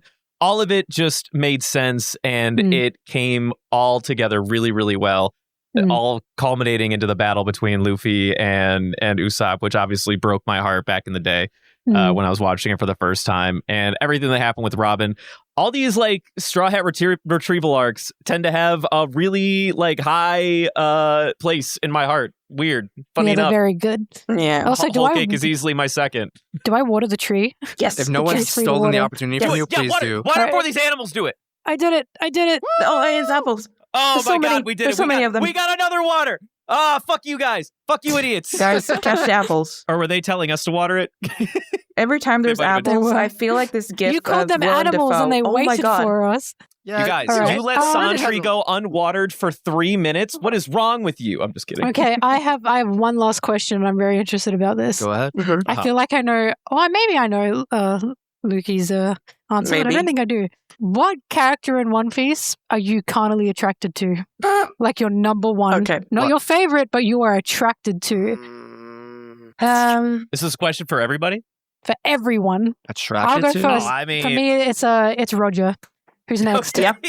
All right. Okay, is it recency bias or... I'm just kidding. Roger is a very beautiful man. Yeah, he's an attractive man. He is a man. I'm not even like man attracted per se, but Roger's just a man. Fun. I love him. Rayleigh as well. They're like my top two in terms of attraction. Oh, man. Of course, the women, but that's not fair if I put all the women against each other. It's not fair if I put all the women against each other. I think I'm gonna say King. I generally like... when people talk about like waifus and husbandos, more recency bias, blah, more blah, recency blah, bias. All those conversations, I participate very rarely, and it's always in jest. King is the most beautiful man in this series, possibly in all of anime history. Tall, dark, handsome, has white hair. Hold on. I want to go that far, but he's. I mean, he's a beautiful man. He is a beautiful man. It might be recency bias, but like I've never felt the way I feel about King. I can't think of anyone in anime I can think of that I'm like, yeah, they're more attractive than King right now. I can think of somebody in this show that's more attractive than King. Please entertain us. You go. The number one queen herself, Eva, baby. Let's go, dude. I respect that. Disrespect him. Eva. No, her name is Doll. Oh, I thought you meant the person. No, not her. That's Vice Admiral Doll. Vice Admiral Doll is she can play me. Sorry, Iva. I know her as Eva. They always say her name is Eva or his name is Eva. You're so right for that. The appeal. Oh my God. No, you're very correct. Look at all of that There's sex an appeal appeal. here. Oh there my is. God. Look at the way he moves, dude. Look at that noodle. Look at that fro. It's perfect. There's absolutely nothing wrong. There is no wasted frame in that animated GIF right there. I just realized what I'm attracted to is any man in One Piece with eyeliner. And I hope I didn't say something. I hope I didn't, there's no man with eyeliner. Something controversial. I can't think of all of them, but I know Kinemon. I know, Sanji sometimes it looks like he wears eyeliner. He doesn't, Sanji? But, sometimes. He has there's this one frame. No, guys. There's this one frame in Bartier where it looks like he has eyeliner, so he counts. Oh, no, there is. I know what you mean, actually. Yeah, I knew you would know that. But who is it for you then? The number one attracted to your character, Lukey? I gotta say Sanji, Oh, boo. I got. I'm sorry. Imagine being attracted to so disappointed with this vanilla shit. What is this vanilla answer? I can't help myself. Okay, second then to Sanji. I don't really know. Who else is? I just often feel attracted to characters, to be honest. The Sanji vision is crazy on this one. I think maybe. Surely you're attracted to Kaku. He's a pretty man. I mean, I like the shape of him. I like, when I listen to "Shape of You" by Ed Sheeran, I think of him. What are you talking about? He's a character of shapes, and I appreciate shapes in my life. He's very shaped, yeah. He's very shaped. He's a very cube gent, yeah. Yeah. I say Ice King. He's a One Piece character for me now. He's the only character that I'm currently obsessed with that I can answer with my heart. All right, well, that's good enough for me. I have no more questions. You're welcome. No more questions. Thank you for your line of questions. I've profiled each and every one of you. Thank you for these questions. They were very insightful to hear these answers. You can usually spot what's the word I'm looking for? Oh God, I forgot the word for it, but you can usually spot a person's personality. It's like star signs. Who their favorite character in One Piece is, especially who their favorite Straw Hat is. It's not always the same, but usually if they have a favorite character, you can figure them out. And I think that's kind of terrifying. But I've been pretty like one for one with when someone says, oh, my favorite character's Law. And then I'm like, is it because of this? And they go, how do you know that? Permission to have a sidebar with you after we close up here. I have questions about myself that maybe you can answer. If you ever want to come back to our sorry asses, we'll have a Panda View where you can read all of our innermost thoughts via our favorite One Piece characters. This is great. Oh, fuck. But, all right. I think we did it. We made it. Before we completely close out, solid shout out to our Patreon amazing tier, producer tier, Twiggo and Easy Life. We love you guys. You're still our number one goons. It used to be more, but apparently they don't love us anymore, so they don't give us that kind of scratch. We already scolded you for this last time. Stop it. Stop antagonizing these people. I just like to antagonize one guy, okay? It's our best friend. He's like our best friend, all right? I love antagonizing him, okay? Don't worry about it. Goon. Oh, sorry. I don't remember what we do next. Well, more importantly, thank you to Mel. Thank you for giving us your time. All 3.5 hours of it and counting. That's okay. I could talk about One Piece for a whole year if you gave me the chance. So 3 hours felt like nothing to me. Also, it was a lot of fun. We love having you. Thank you to Lookie for also being here. You're a cornerstone of our community in here. We love you, appreciate you. Love you for showing up also. Thank you for inviting me. Lookie's number one fan. I was very excited to hear Lookie was going to join the podcast. We have two people that are just fans of each other. When two fans collide. I am actually Oda. I just want to reveal this now. Damn. I am Oda. Oh boy, not another one. Man, we've had like 4 Oda reveals this week alone. I'm just kidding. Well, it's all said and done. All right. Well, thanks again, Mel. Yeah. If you would like, you can plug yourself before we plug the end of our stuff. I don't know. I'm pretty sure for the most part, if we have overlap, it's probably already completely there. Well, gosh, as you all know, I am Melonteee with 3 E, so that's Teee. And you can find me on YouTube where I make all my One Piece video essays and everything, and more than that. You can find me on Twitter, you can find me on Tumblr, you can find me on Blue Sky, Twitch, all under the same name. So if you want to see my more analytical side on my YouTube, you can go there. Or if you want to see my shit posting side, you can go to Twitter. Stuff like that. Great. Beautiful. All right, perfect. Justin, can you please do the thing? You're more professional than me. Do the thing. No, yes. Thank you for listening to us tonight, this morning, wherever you are. Thank you for listening. We love and appreciate you. If you wish to follow us on social media, we are on Twitter. I'm not calling it X, and Instagram, and I guess technically now YouTube at Panda Sightings. You're everywhere right now. We're everywhere, man. Yeah, we did it. We're in the big leagues now. We put all of our episodes on YouTube now. Woohoo! You gotta make sure to subscribe. I think I forgot. Yeah. Hit that button, smash that bell. Hell yeah. If you want to send us emails for listener questions or just chat, whatever you want to do, email us at pandasightings@gmail.com. If you wish to financially support us, we have a Patreon. You can find the link in our bio in the description of this episode, whatever you want to do. If you wish to financially support us a little less, but get something out of it, we have a merch shop at redbubble.com where we get a bunch of little stickers like Sailor Scout Zoro, which is such a good piece of art. Shout out to our artist Panda out there. We love you. I don't think there's anything else. Shout out to Panda. We love you. And shout out to everybody who's supported us over the past, what's going to be 4 years in a couple of weeks, actually. It's insane. Yeah, I can't wait to record that anniversary cast. I know that one's going to be a little long one. Oh, boy. Can't wait. All right. Well, thanks again, Mel. We appreciate you joining us this evening. Thanks again, Look. Thank you so much. No problem. Oh, also, I forgot to plug my YouTube. It's Lordlook. Yeah, you also plug yourself. I make some AMVs sometimes. Cinematic masterpieces is what Luke makes. Highly recommend the one where it's between Sanji and Luffy, where it's like, how will I ever know to love you or whatever. That's a great one. That's a good one. I think it's to like someone had to make it. That song is made for these characters. Love Like You from Steven Universe. All of them. Yeah, thank you so much, Mel.